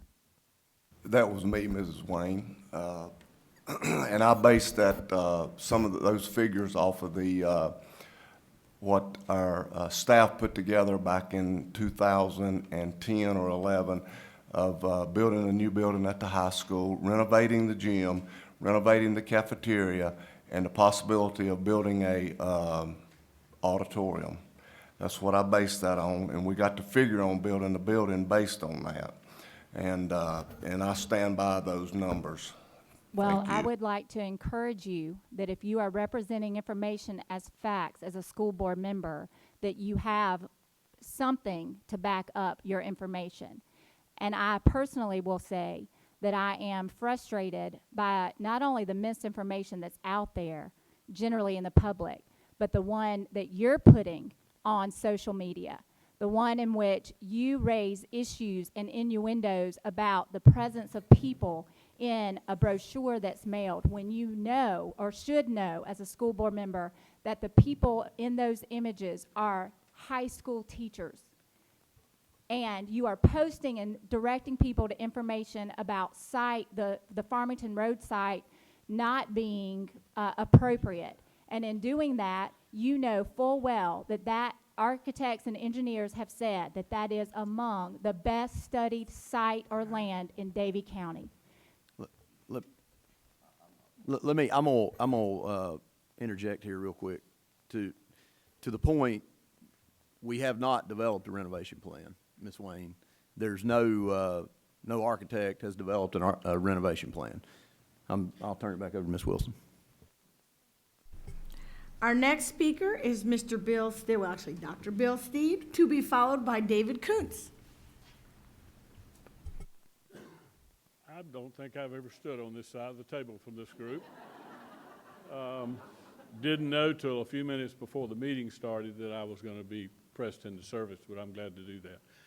I just want to say I represent the group of One New Davie High. This group has worked tirelessly since the date of the referendum was established. We continue to work. I want to thank a couple of groups. First, I want to thank this group. I want to thank Dr. Hartness and the staff as well as this group, for putting together a plan that can be sold to this community, a complete plan that addresses everything that we have needed in the past. We have dwelt on positive thoughts and positive comments. We have directed our entire effort based on the quick Q&A that Dr. Harkness referenced a little bit earlier that the staff put together. So we have gone in that direction, and we will continue to go. Also want to thank the County Commission. If you'll think back when I sat in that seat up there in the fall of 2010, County Commission wanted us to do an in-depth facility review. And that prompted this board moving in that direction and did a total study of all the facilities within the district, in which it proved to be that we do need facility improvement, especially at our high school campus. So we want to continue to work in a positive nature. That's our point. It is a positive plan. We will continue to work in that direction. We are anxious for the 6th to come along. And like everyone else is, we anticipate a positive vote. We're looking forward to moving in that direction. I told someone the other day, they said, well, when do you think we could get the new school? Well, let's pass the bond. Let's get the funding together. We'll go from there. There's a lot to be done, as you all know. But I thank you for what you do. I thank you for your service. And we look forward to positive results on May 6th.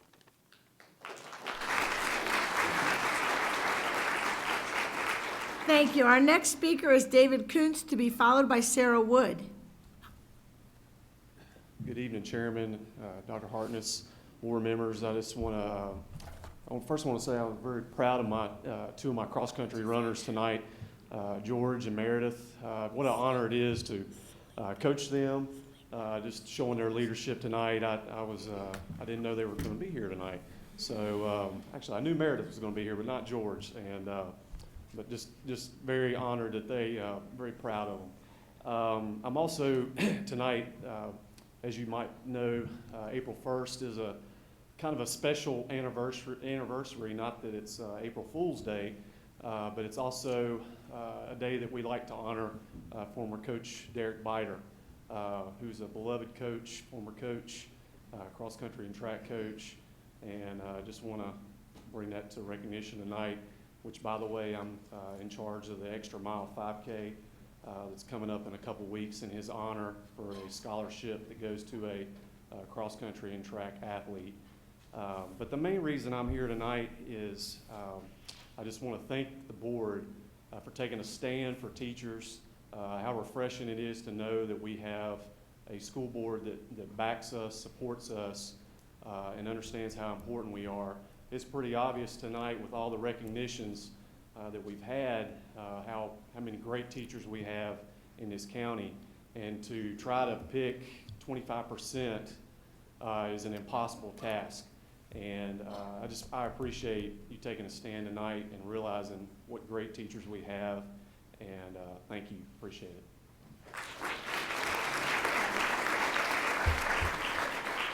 Our next speaker is Sarah Wood, to be followed by Meredith Zliga. I hope I was close. My name is Sarah Wood. I live at 196 Wandering Lane in Moxville. I want to thank the board, the superintendent, and all of the people that have worked so hard to bring the one new Davie High School to the point we are today. The research has been done. We have used the top architects, the top engineers in the state that have experience. That's all we need. With the support of all the people, let's do the right thing and bring this community together. Thank you.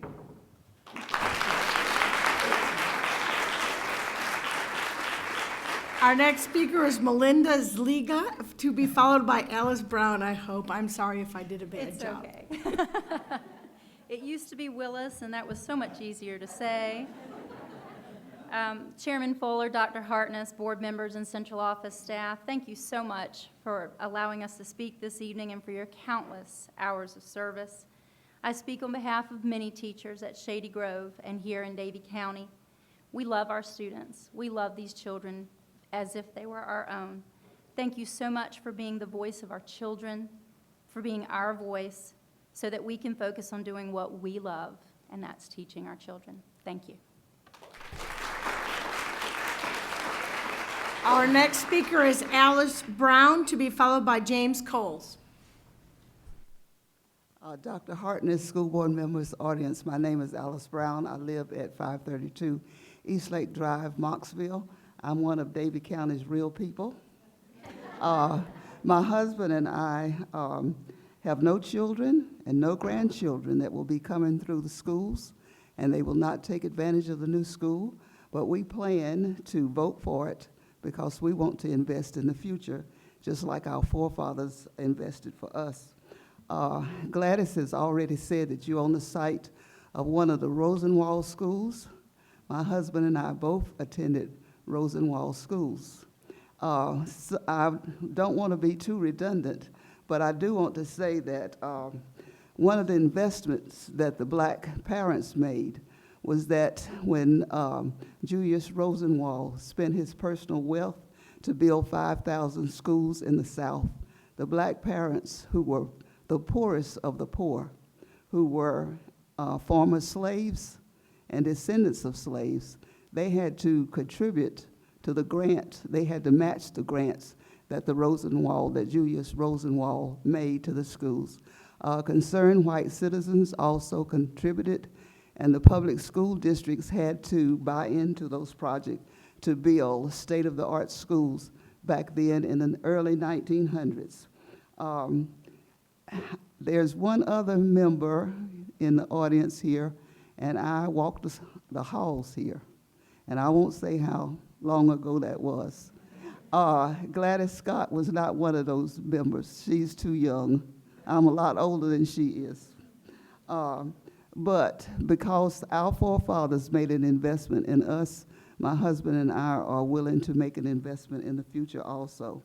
In the mid-1960s, when the students left here to go down to 601, there were some who were not that happy about going. It was their heritage. They were leaving their heritage behind. But that was for the sake of progress that they did have to go. Remaining on the 33-acre campus on a busy highway with small classrooms and small hallways and inadequate built-in equipment is not progress. Coming together as a community for the Mebane Challenge to put first-class technology in all our schools was progress. Using millions of dollars to patch up buildings that are there that's almost a half-century old, I don't call that progress. As for taxes, I'm looking around as the way that I can save money, because I know that no matter what the figures are, no matter what the figures are used, that county taxes are going up. And my husband and I pay county and city taxes, but we're willing to make that sacrifice. I started to bring a box of our new fluorescent light bulbs, and I'm one of those people who burn the midnight oil, and I've got lights on all over my house. So I figure out with these new light bulbs, I can at least save some money, and I can put that towards our taxes.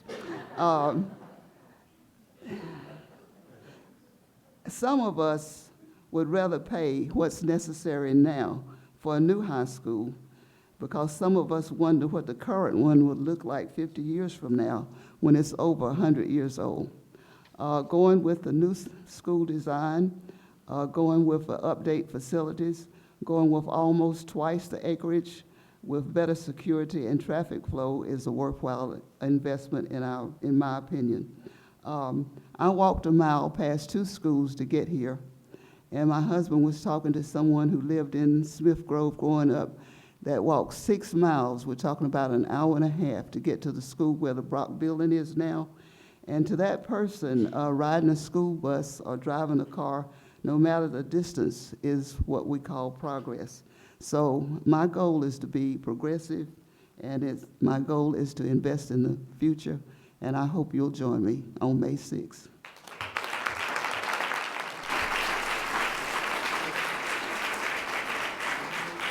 Our next speaker is James Coles, to be followed by Jinda Hayes.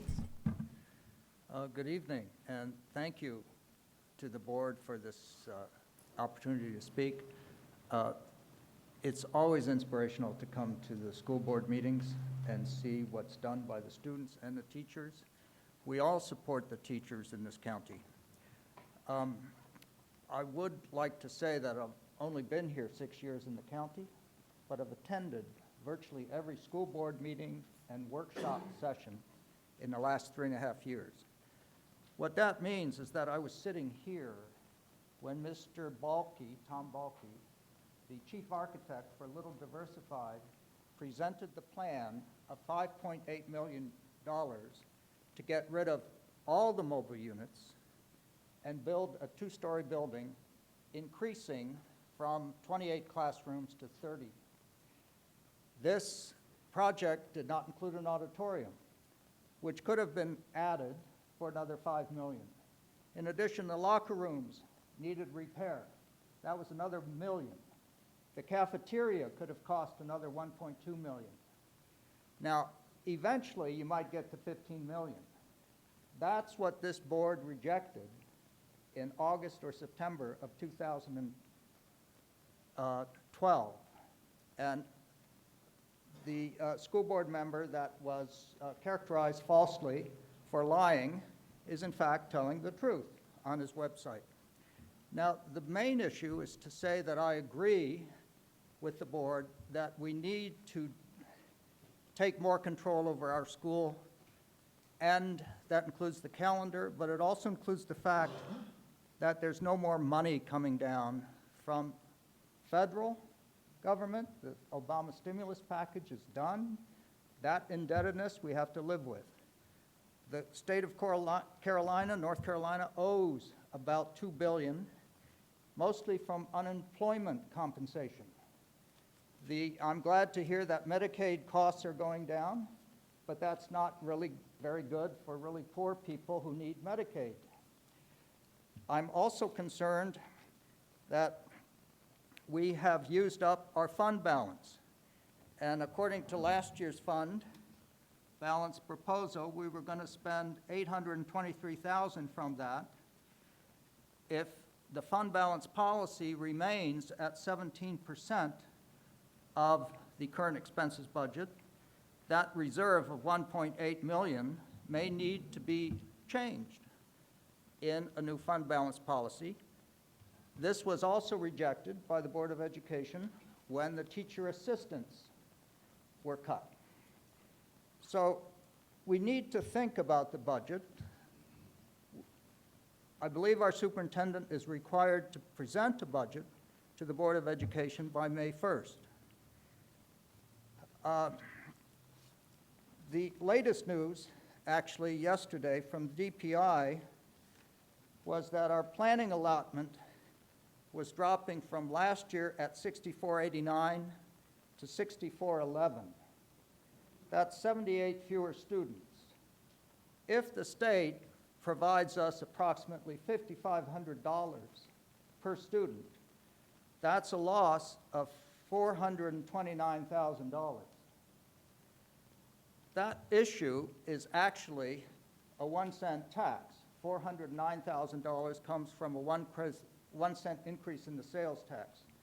We also have to make up our current operating expense budget, where we've been borrowing up to $800,000 or $900,000 from our fund balance, the former Obama stimulus funds.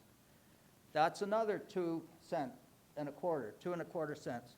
So we're looking at almost 3.5 cents for local current expenses to maintain things. And so far, we've already seen the cuts in teacher assistants, and I hope we don't solve some of these problems by using last in, first out as a policy for reducing our teaching staff. I trust that the budget will be forthcoming and that we will know what will be on the agenda in addition to one new high school. Thank you. And our final speaker today will be Jinda Haynes.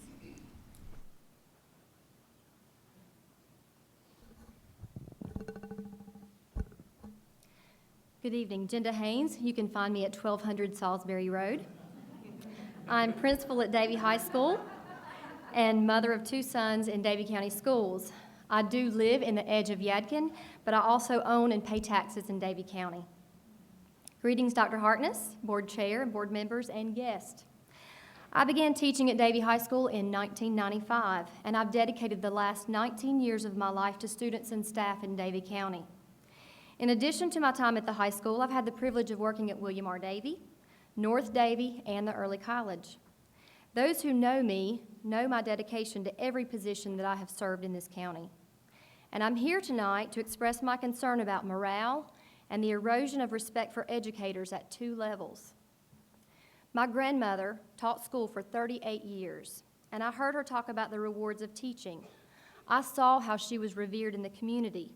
She was respected for her education, her experience, and proven results with her pupils, as she called them back then. My grandmother's influence is one of the very reasons I chose to be an educator.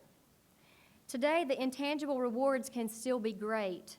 Those light bulb moments, the positive, life-changing experiences still keep us going, as you've heard from many teachers tonight. However, I've become increasingly concerned about morale and the long-term effects. As a school principal, I have seen that the greatest, longest-lasting positive effect that I can have on a school is by hiring the best teachers I can find. But right now, I'm worried about how I can recruit and retain high-quality teachers. First, at the state level, teachers see a toxic attitude toward public education. People without education backgrounds and experience passing down mandates while continuing to cut state budgets. Demanding more and more from educators while giving us less and less, and implementing changes before they're ironed out and Raleigh's ready to support them. The Appropriations Act of 2013, which includes offering 4-year contracts to 25% of our teachers, is a perfect example. The public needs to understand all that teachers surrender when they sign one of these contracts. This may look like a sheep, a bonus, or a way of rewarding teachers, but beware of the wolf. Furthermore, there are many more than 25% of teachers in Davie County who deserve a bonus or a raise. This mandate is divisive. It undermines the collaboration and the sharing of best practices that truly support school improvement. But second, at the local level, issues affecting morale become even more personal. I could provide a long list of reasons that we need a new high school. Obviously, safety concerns rank number 1. But we need facilities that support instruction. We seem to be our own worst enemy because we do work hard. We work hard to overcome the obstacles and the inconveniences of the current campus. But I'm afraid that the continued political battles and casting ballots that communicate lack of value for education will eventually destroy Davie High. I'd like to take you back to 1995 and describe my science classroom in E-Building. There were no lab tables, no gas outlets, very few electrical outlets, and 1 sink. I bought my own power strips and drop cords because I was determined that my students would use microscopes. I was determined to teach the state curriculum and determined my students would be prepared for college. I spent countless hours cleaning glassware and instruments after school because it was impossible for 30 students to share 1 sink. Years later, that classroom has been through renovations, and yet teachers and students continue to deal with limited facilities. Countertops and electrical outlets were added to the back wall, the heating and air unit and windows have been replaced, and new coats of paint have refreshed the walls. However, the size of the classroom has not changed to allow for real lab space or for more variety in instruction. In fact, the addition of the countertops actually made the room more crowded and less flexible. So much so that it's difficult for the current teacher to circulate the room, and she begs us to limit her class sizes. There is still 1 sink for 25 to 30 students. If we're going to keep some of our brightest teachers and recruit more of the best, we must provide better working conditions, facilities that support their work. I want to thank the Board of Education for opposing the 25% 4-year contract mandate. I also want to thank you for listening to a diverse group of stakeholders, including teachers, and offering a proposal that will finally take care of the facility needs of Davie High School. And finally, I want to thank Dr. Hartness for his leadership and his advocacy on behalf of students and staff. Dr. Hartness attended our last faculty meeting to review the facility proposal. And at that last meeting, at the end of that meeting, when I thanked him for his support at both the state and local level, the Davie High faculty gave him a standing ovation. And for me, that was an emotional moment because I'm still one of them, and there is hope. There's hope for resolving facility issues, hope for renewed respect and support for educators, and hope for a brighter future. Now the community must unite and show their support on May 6th. Thank you.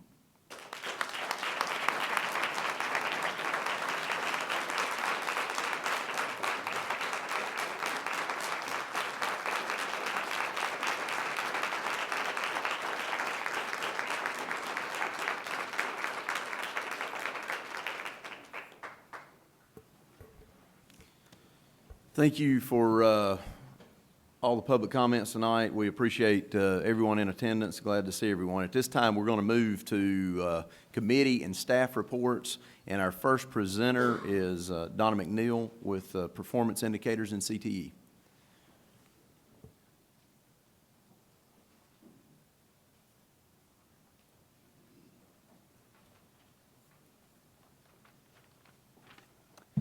Good evening. This evening it is my privilege to report to you the results of the Career and Technical Education Performance Indicators for the 2012-2013 school year. CTE is evaluated each year, and we are measured on 8 performance indicators.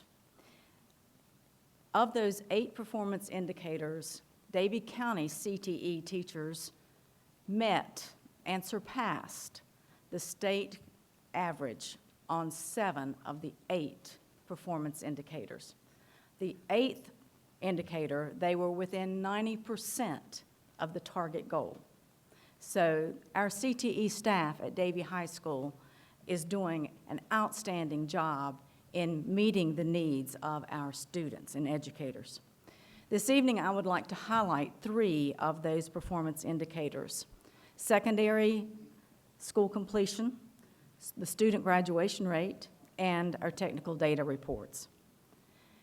As part of this federal reporting process, our CTE teachers take time each year to contact the graduates of the previous year and survey them on where they are, what they're doing, and how they are using some of the CTE skills that they attained while they were in high school.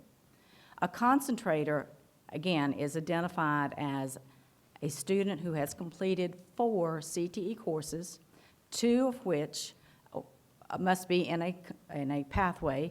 One of them has to be a completer course or a level 2 or higher course. Of those CTE concentrators that were contacted and identified by the state, 98.8% of those students were secondary education completers. And of the graduation rate for those who graduated with our cohort, we had a 95% graduation rate. Both of those figures exceeded the state averages. So we're very proud of our completion rate and our graduation rate for our CTE concentrators. The third piece of data that I would like to share with you is the technical attainment data. The technical attainment data is based on the proficiency levels or proficiency of, let me back up, proficiency of our students on their end-of-course CTE exams.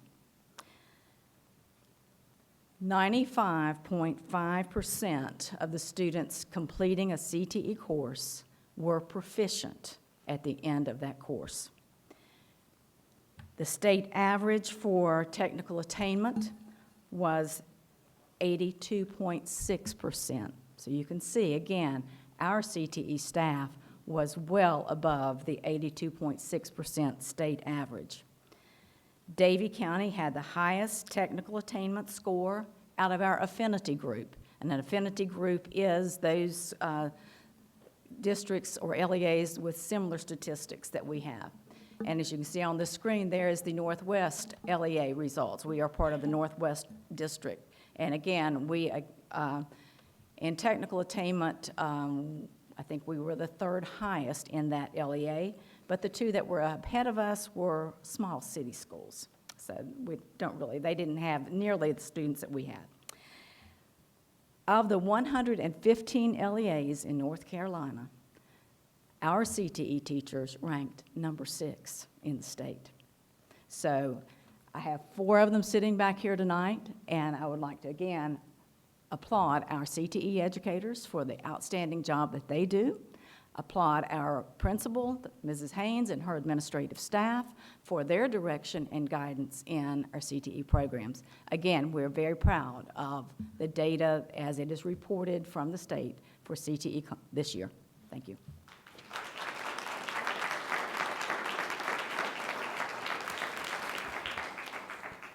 Thank you, Ms. McNeil, for that very positive data. At this time, we'll move on to the curriculum report, Read to Achieve, new partnerships with Ms. Noelle Grady-Smith. Good evening again. I'd like to report on Read to Achieve. I have the same thing going on that Mr. Ridenauer does. When I got up this morning, I had a voice, and now it's kind of gotten pretty squeaky, so please bear with me. As you know, Read to Achieve is a new state law requiring our third graders to meet proficiency, and there are several ways that the state proposed for us to do this. Let me just go back and see if I can get to the right slide. We began our work with the required portfolio of passages that were part of the NCDPI process. We continued to articulate our concerns, I'm sure you will remember, about the interruption in instructional time and the concern we had for these young children and their progress through third grade. The Piedmont Triad Educational Consortium, led by our superintendent, Dr. Hartness, took these in a formal recommendation to the North Carolina Board of Education. Other LEAs and superintendents from across North Carolina submitted similar formal alternatives. We had an approval of the alternative assessment plan. Davie County then discontinued the use of the portfolio process in favor of reading assessments that are already in place, therefore maintaining the structure and integrity of our classrooms. Using M-Class and TRC, interval benchmark assessments, star reader diagnostic tests and reports, and formative data to follow the progression of growth in our third graders. We then undertook training to be sure we had consistency. If you're going to bring in an alternative assessment, you got to be sure the quality is very high. So we trained all third grade teachers, all reading teachers, principals and assistant principals, and I was assisted by the RTI team and instructional technology facilitators. It was impressive, and they took it very seriously. The North Carolina requirement for our non-proficient students is to attend a 5-week summer camp to build capacity to read, write, and express ideas and concepts. In our county, this camp will be a 5-week camp from June 30th through 31st, held at Moxville Elementary. We will work to meet proficiency on the portfolio of passages and retest on the third grade EOG. Now, this is a daunting task. How do we build a successful experience for these third graders? They've been through quite a lot this year. How do you build resilience in that learner? Well, we turn to very familiar partners. The Hill Center for Reading Achievement, for one, which the Mebane Foundation introduced us to years ago, and we've had a resilient partnership. We want to increase the investment in our longtime use of Hill RAP strategies. We want to invest in the A+ Schools approach to bringing arts and literacy together so that children of all different learning styles can learn to read with enjoyment and pleasure. We are exiting the idea of a boot camp for readers, and we are embracing the idea of exciting learning taking place in a 5-week session by very stellar teachers.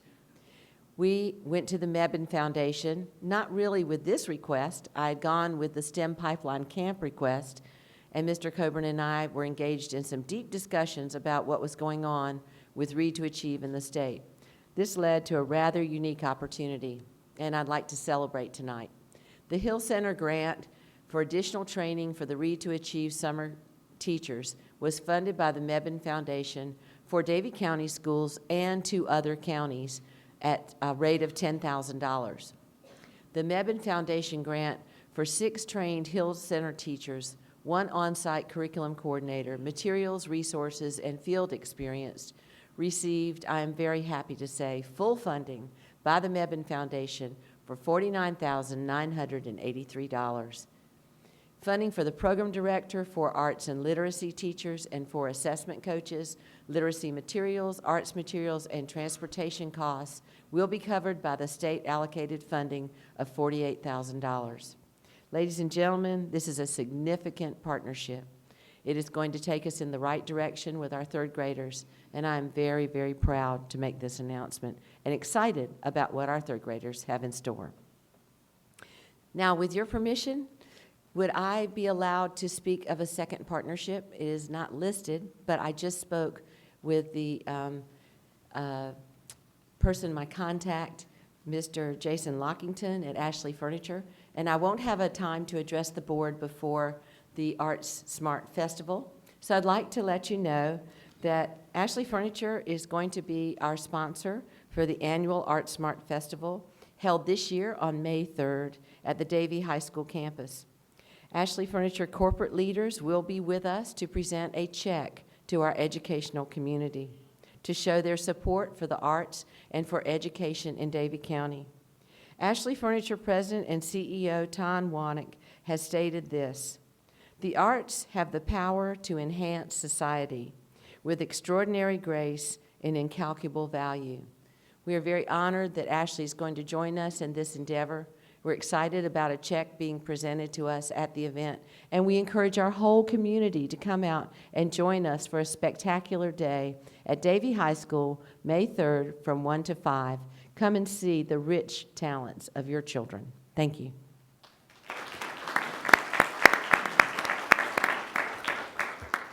Thank you for all that positive news, Noel. That's the Mebane Foundation, Ashley Furniture being involved is very positive, and we really appreciate their contributions. At this time, we're moving on to student accountability, and Ms. Erin Foyle.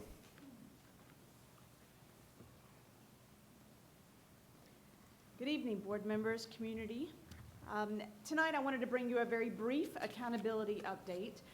At the March meeting of the State Board of Education, the state board members heard input on the importance of having a more definitive discrimination for student achievement levels because of our new curriculum that we have and our new standards and our new assessments. So they voted to adopt a new methodology for different achievement levels. In the past, when our students took an EOG or an EOC, they brought home a score report, and that score report had 4 achievement levels. When we knew that as a level 3 and a level 4 would have been considered proficient. With this new methodology, there will actually be 5 achievement levels. The definition of a new achievement level 3 will identify students who, based on test scores, are prepared for the next grade level but aren't on track for college and career readiness quite yet. The cut score for the new level 3 is 1 standard error of measure below the current cut score for a level 3. So North Carolina will continue to report student performance on college and career readiness standards in addition to these new 5 achievement levels.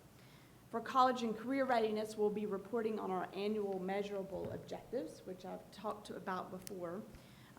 Those targets were set at the beginning using 4 achievement levels, so they'll continue being reported as 4 achievement levels. The school performance grades are part of state accountability reporting that will include the 5 achievement levels. So how does this affect us? In the fall, we had EOCs that were taken by our students at the high school, and those will be looked at again, and we'll be coming out with different achievement levels based on the new reporting. Reporting in the school year 12-13 will not change because there were no penalties to students because of the standard setting process that occurred over the summer. We should see changes also this year in our EOGs at the end of the year. So parents, you'll see changes in your school reports that will come home with your students. You'll see levels 1, 2, 3, 4, and 5 this year instead of the 1 through 4. Are there any questions? Okay, thank you. Thank you, Aaron. At this time, we're moving on to finance and mowing contracts and donation reports from Ms. Smink. Thank you, Chairman Fuller, members of the board, Dr. Hartness. I have 2 items for your information this evening. The first being the mowing contracts that were renewed for the period of April to December 2014. And these are the same companies with the same prices as we had last year. So we were able to keep those prices. And when you think about the costs of fuel, as we go to the gas pumps every week, we did quite well considering that mowing, a lot of fuel used in the mowing there. So I have, as I said, that's for information, the mowing contracts for this year. The second item is the donations report, and I present this every month, and as you'll see, you will not see the Mebane Foundation funding or the Ashley Furniture funding that Ms. Noelle Grady-Smith mentioned, because we just received those grants, but you will see that we are very fortunate in our community to have many individual donators, and you also see, starting this month, Davie Community Foundation is another big supporter of Davie County Schools. And this month we received quite a few mini grants from the Education Fund of Davie County, of the Davie Community Foundation. So I wanted to point those out to you. And these mini grants are just small amounts that are given to teachers for just small amounts, in that they're not thousands and thousands of dollars. You'll see some there for as small as $141, but they're just enough to help a classroom teacher get some books to do an extra learning project at their school. And I wanted to point those out to you for this month. And that concludes my information for this month. Thank you, Ms. Smink. I would add, as I'd said before, we greatly appreciate all the community participation in time and in dollars from all over the community. It definitely, as I've said many times here, it takes a village, and we appreciate that. At this time, we're moving on to board comments, and I think Ms. Horn started last time first, and I'll ask Mr. Drexel to go first this time.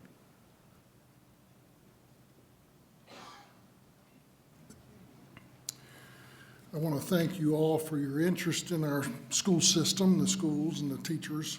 Thank you very much for your support of all the organizations and students and staff and the organization, the workings of the school system. Thank you for being here tonight.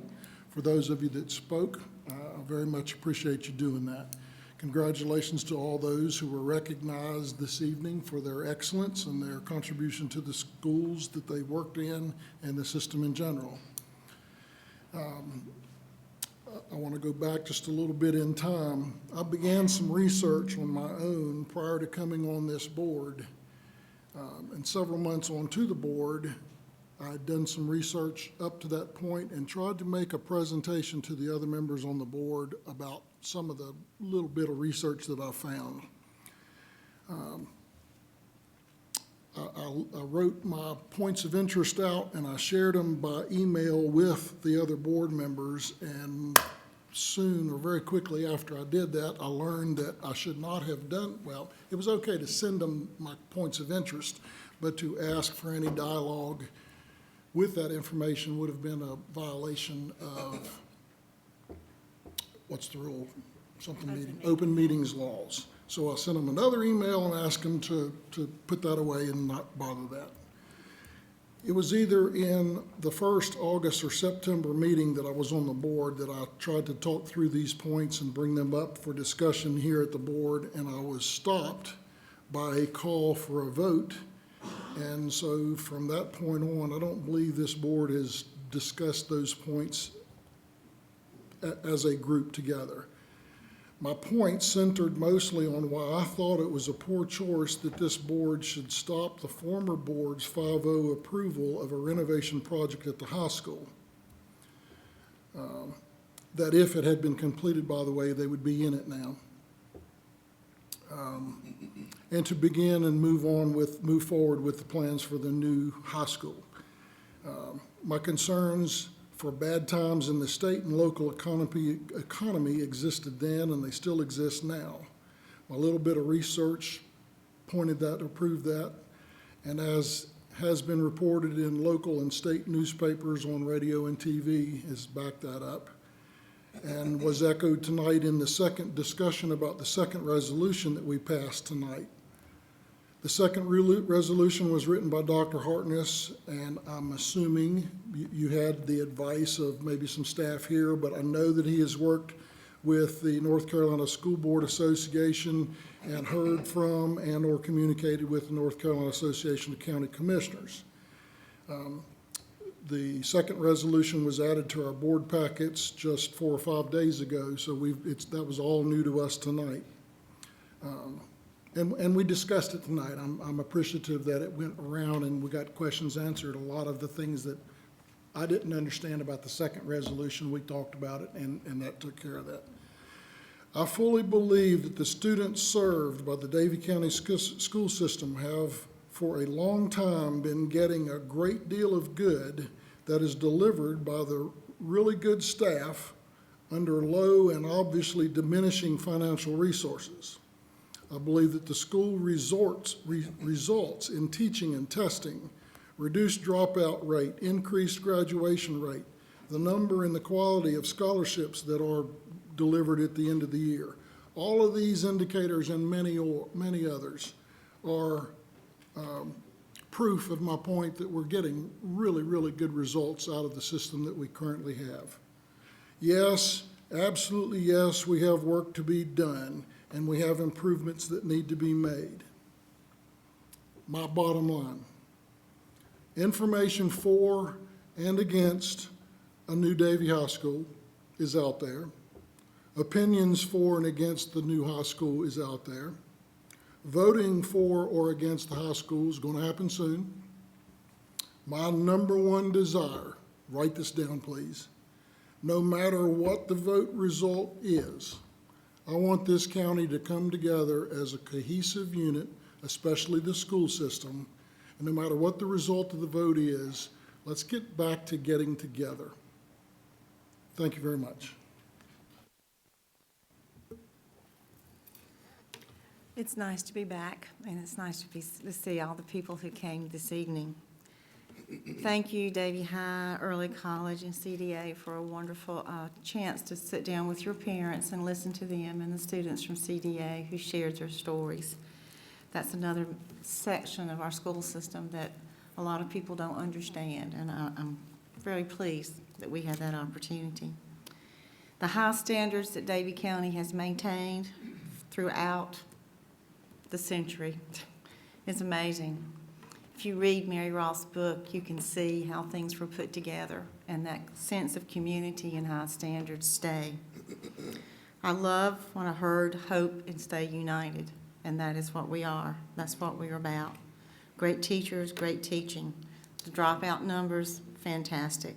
That shows teaching with a heart, and that shows that our children believe their school is a family. And that's what I heard from what the two students from the leadership class shared with us.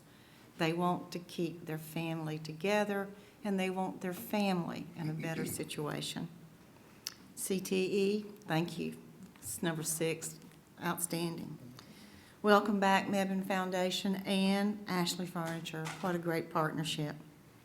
I have to say that this board, over the past 6 years that I have been on, has had numerous and numerous discussions. Our phone numbers are listed. Our emails are listed. They know where we live. They know our birthdays and how old we are. But we have always had open communication, and all you have to do is pick up the phone and just ask. That's what we are about. I appreciate everyone who spoke, and Thank you, staff, for the resolution, for both the resolutions. We really do appreciate that. And Dr. Hartness, thank you for going to Raleigh, speaking up not only for Davie County, but for every superintendent and every school child in North Carolina. We deeply appreciate it. And don't forget to vote. I'd like to thank each one of you for coming out tonight. And Dr. Hartness, I too am concerned about some of the information that's being put out about the high school. I know, and I'll just mention a couple. One is the tax increase that's associated with the cost of the school. It's 11.5 cents. Our county commissioners voted on December the 3rd that that's what it would be. They done that based on what the state treasurer and the local government commission says is the way that you should finance school projects or any type of project, level principal payments and declining interest. The 11.5 cent was the only option that done that. And the three gentlemen that voted for that tonight made a wise decision.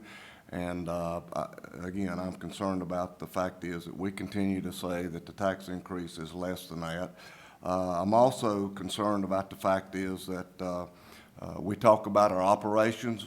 We have dipped in our reserve fund over the last 3 years, $2.8 million. That's an average of $933,000 a year. We talked about how we covered that the last few years, but there's no plan for the future. And, you know, it says it in the fact sheet that this is what we done, this is the way we handled it. And I'm concerned about that. But anyway, and I'll just say again, my social media website is my social media website. It belongs to me. And I never put anything on there that I'm representing the Davie County School Board. It's my opinion.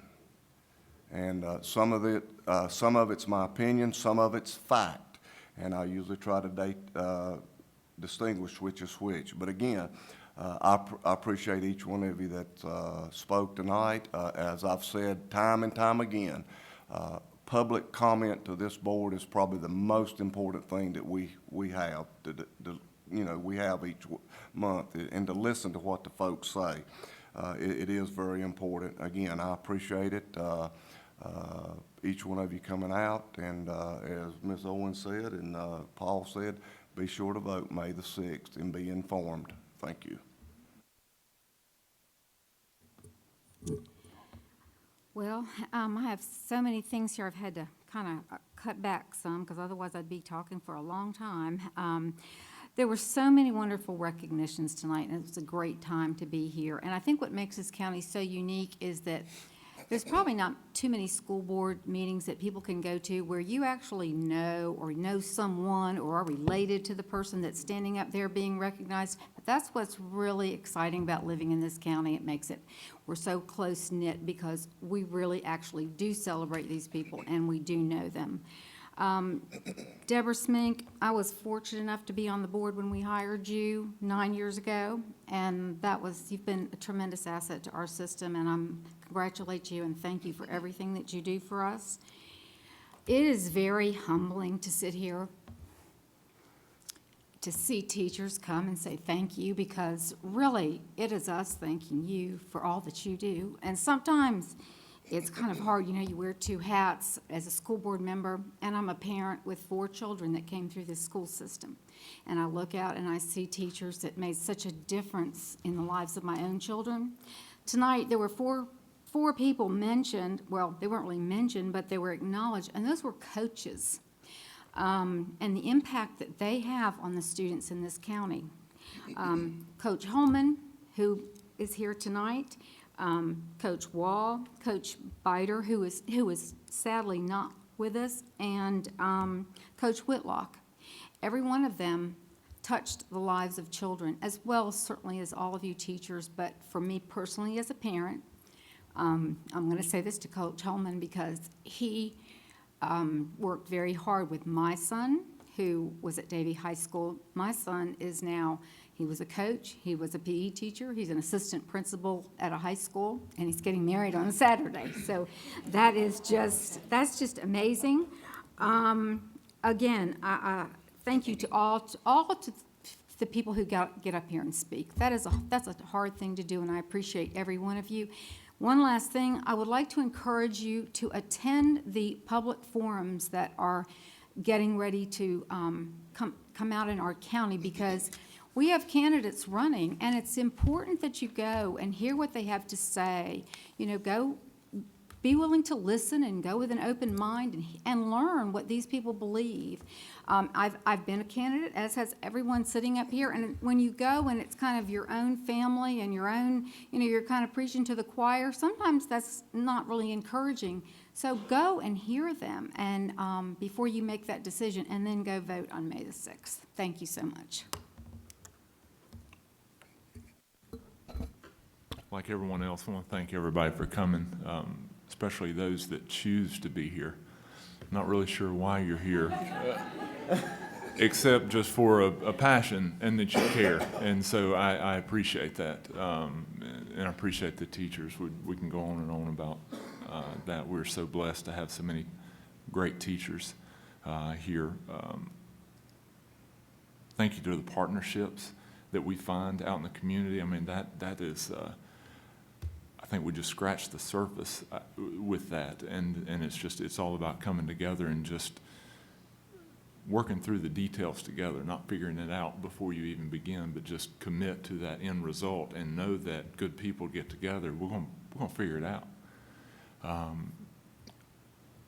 School thing, we got a tough decision coming up to vote. We've got,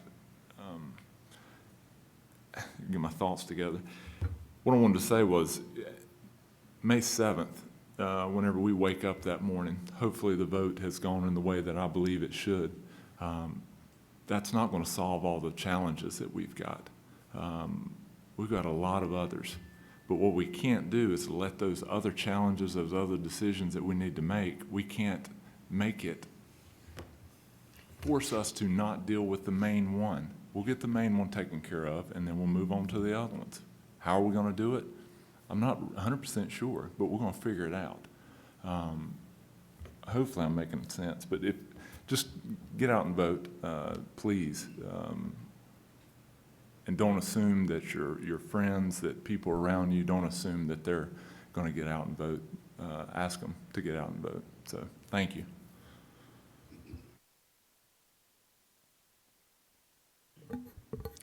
I'll go ahead and warn you. I have no idea what's going to come out of my mouth, because I've been sitting here thinking, after hearing everybody else up here, what can I say that's different? I don't really know that I can. You know, I think one thing that after all of the recognitions and everybody being here, you know, in fact, there was a couple times I was like, Wendy, shape up, because I felt like I was getting teary-eyed, and I know that this is not the appropriate place for that. So, but I feel like tonight there is, regardless of, I mean, just like what Clint said, you know, we as a community, we're a family. We are. We have always been that way. And how many times have we said, you know, when things tough happen, we always take care of each other. And I feel like in this room tonight, we're together. And together we can do some great things. And I think we are at the tipping point of something so great in this community. And regardless of what happens on the 6th, on the 7th, if the Lord says this is what's going to happen, the sun will rise, and we will get to work on whatever we have to get to work on. And I just want to thank everybody. I know myself, I know Steve, I know everybody in this room is going to be glad for those polls to close on May 6th. But like I said, we're Davie County. I mean, who goes somewhere and tells somebody, where are you from? Oh, I'm from Davie County. Folks don't tell the county they're from, except for Davie County. So, let's take care of things. Good night. Thank you. I would start with, and I'm not going to be long-winded. I know everyone's ready to go home. I would start with congratulations to everyone that was recognized tonight. It's just proof, as everyone said here, there are good things happening in Davie County. And we are very fortunate to have the people here, the staff, the families that live in this community. As Wendy said, we take care of each other, and I'm thank God every day that I'm here, and He's placed me here. We have one issue with this high school that's facing us that, quite frankly, has loomed and has taken the spotlight off of a lot of other things that need to be dealt with. And it's time to deal with this and move on. We can argue back and forth about the cost, and there were multiple scenarios that the commissioners were presented with to fund this thing, from 5 cents to 11.5 cents. And somewhere in between there's the real cost of the school. And they did what they did, and that was their choice. But we hope that as we move forward that I think it was one of the commissioners, maybe Mr. Jones or Mr. Wisecarver, we could all come together and I'm not quoting here, but do what was right and work together and make this thing right. So, but at the end of the day, I'll quit rambling. I appreciate everyone being here, and please get informed and go vote on May 6th. At this time, I'll ask for a motion to adjourn. Have a motion by Mr. Drexler, have a second by Mr. Junker. All in favor? We are adjourned.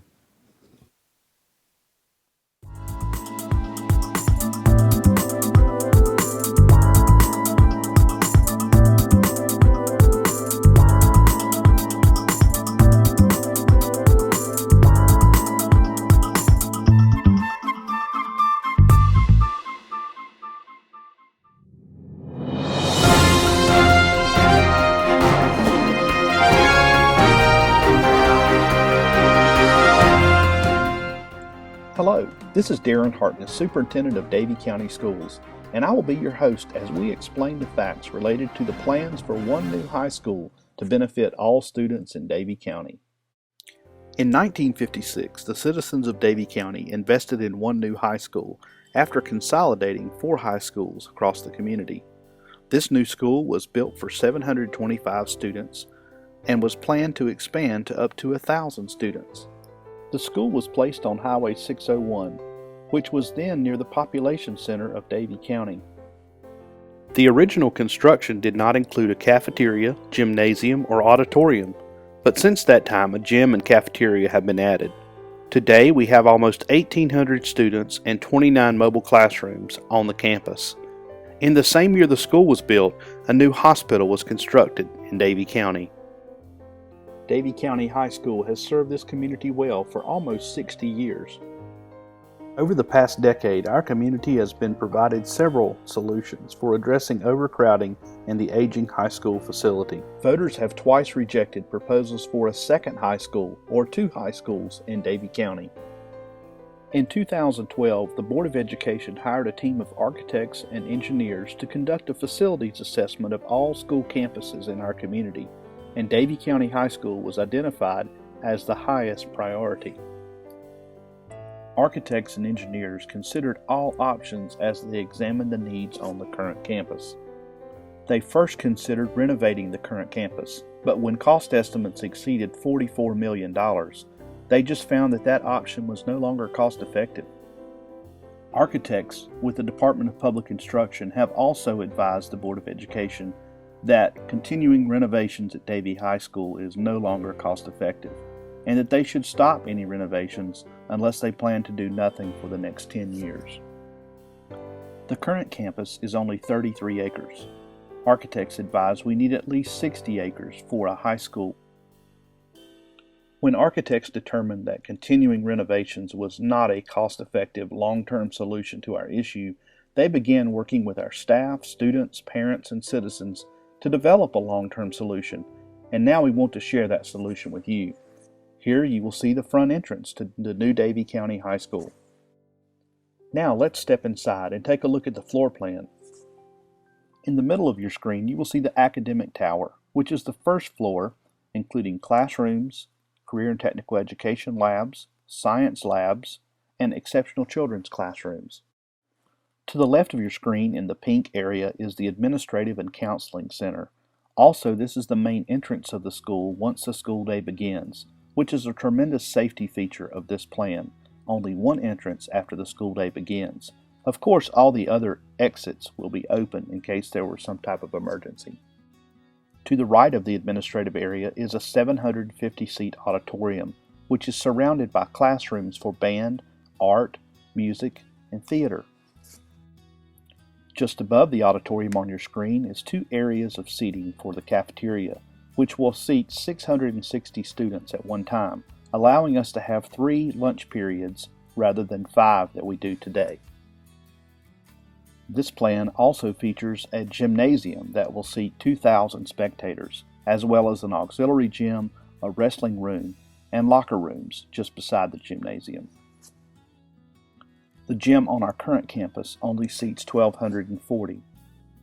The building to your right is our CTE, or Career and Technical Education facility. This will house carpentry, masonry, auto mechanics, and agriculture departments, and will be connected to the main building with a corridor. Now let's go upstairs to the second floor of the academic tower. Here you will find additional classrooms, science labs, and the green section is the media center, which in this plan is designed to be away from the noise associated with the cafeteria and the gymnasium, a quiet place for our students to study. On the third floor, we have additional academic classrooms and science labs. You also notice that levels 2 and 3 are connected with 4 stair towers, as well as an elevator. This total floor plan is 328,000 square feet. One of the things we noticed as we visited schools in Forsyth County and in Charlotte-Mecklenburg is that the classrooms in some of their new schools were fairly small. All classrooms in this plan are a minimum of 850 square feet, which is the flexible space that our teachers have asked for. In this rendering, you see a bird's eye perspective of Davie County High School, as well as the orange accent wall to show our War Eagle pride. The new school will be located just northwest of the center of Davie County. The geographic center and the population center of Davie County is somewhere near the intersection of Sane and Milling Road. The new site is located just beside North Davie Middle School, with easy access to Interstate 40 and Highway 158, as well as all the necessary utilities associated with building a new school. The Board of Education holds a lease on 53 acres adjacent to North Davie Middle School, and as you can see from this plan, the site includes space for a new football stadium, which is on part of 12 acres on the North Davie Middle School campus that's currently unused. The plans include bringing tennis, softball, and baseball facilities up to high school standards for shared use between the high school, North Davie Middle School, and the Davie County Little League. When this site was first selected by the county, the Department of Transportation approved all traffic plans and determined this was the best site to address traffic concerns associated with the large comprehensive high school. As you can see from these plans, our architects have done a tremendous job planning a long-term solution for the future of Davie County schools. As part of a comprehensive solution, our architects also engaged citizens, staff, and members of the Recreational Master Planning Committee from the county in developing a long-term solution for the existing high school campus that would benefit all of Davie County. Included in the total budget are resources to remove some of the oldest buildings on the campus, which you'll see here in the gray hash marks. Plans would include keeping the current gymnasiums and cafeteria area, as well as the B building you'll see here in purple. Plans also include renovation of the K building, which is currently the Performing Arts and Media Center building on campus. The Board of Education has agreed to keep the K building for its use and deed the remaining 31 acres of property back over to the County of Davie for recreational use or other use to benefit all the citizens in our community. Architects took all the ideas generated by this committee and placed them in this recreational concepts drawing you see before you. In this concepts rendering, you will see the current campus being used as a sports complex or recreational facility to benefit all of Davie County. Plans include continuing to utilize the current stadium complex, the gymnasiums on campus, and then constructing baseball fields, softball field, a green pavilion, batting cage, basketball courts. There was even a concept of a swimming pool at some point in the future, as well as walking trails throughout the complex. Ultimately, the plans for the future of the high school campus will be determined by the Recreational Master Planning Committee and the County of Davie. Let's talk about the cost of this project. The construction cost of the building itself is around $48 million, but we must also add architectural fees, permitting, technology, furniture, and all the other necessary things that it will take to move into this new high school. All of those things total $53.7 million. Repurposing on the existing campus must also be considered. Remodeling the K building, as we discussed earlier, removing the oldest buildings on campus, and grading for future recreational and sports facilities would cost approximately $2.6 million. The Board of Education has committed $2 million toward this project out of capital outlay funds and funds from the North Carolina Education Lottery, taking the total amount to be financed to $54.37 million. In addition, the Board of Education has committed $200,000 annually from the North Carolina Lottery funds toward the debt service of the new high school. Healthcare has changed dramatically over the past 60 years, and when we visit our new hospital, we will be benefiting from all of the modern technologies in a first-class healthcare environment. Just as healthcare has changed, so has education, and we feel confident that the plan for one new high school for all of our students is the best plan for the future of education in Davie County, and will help us to meet the needs of our students and our teachers. With financing approved in May, we can open this school in the fall of 2017. On May 6, 2014, citizens in Davie County will have an opportunity to vote on this solution. A solution you've never voted on before, a solution for all students in Davie County. Thank you for your continued support.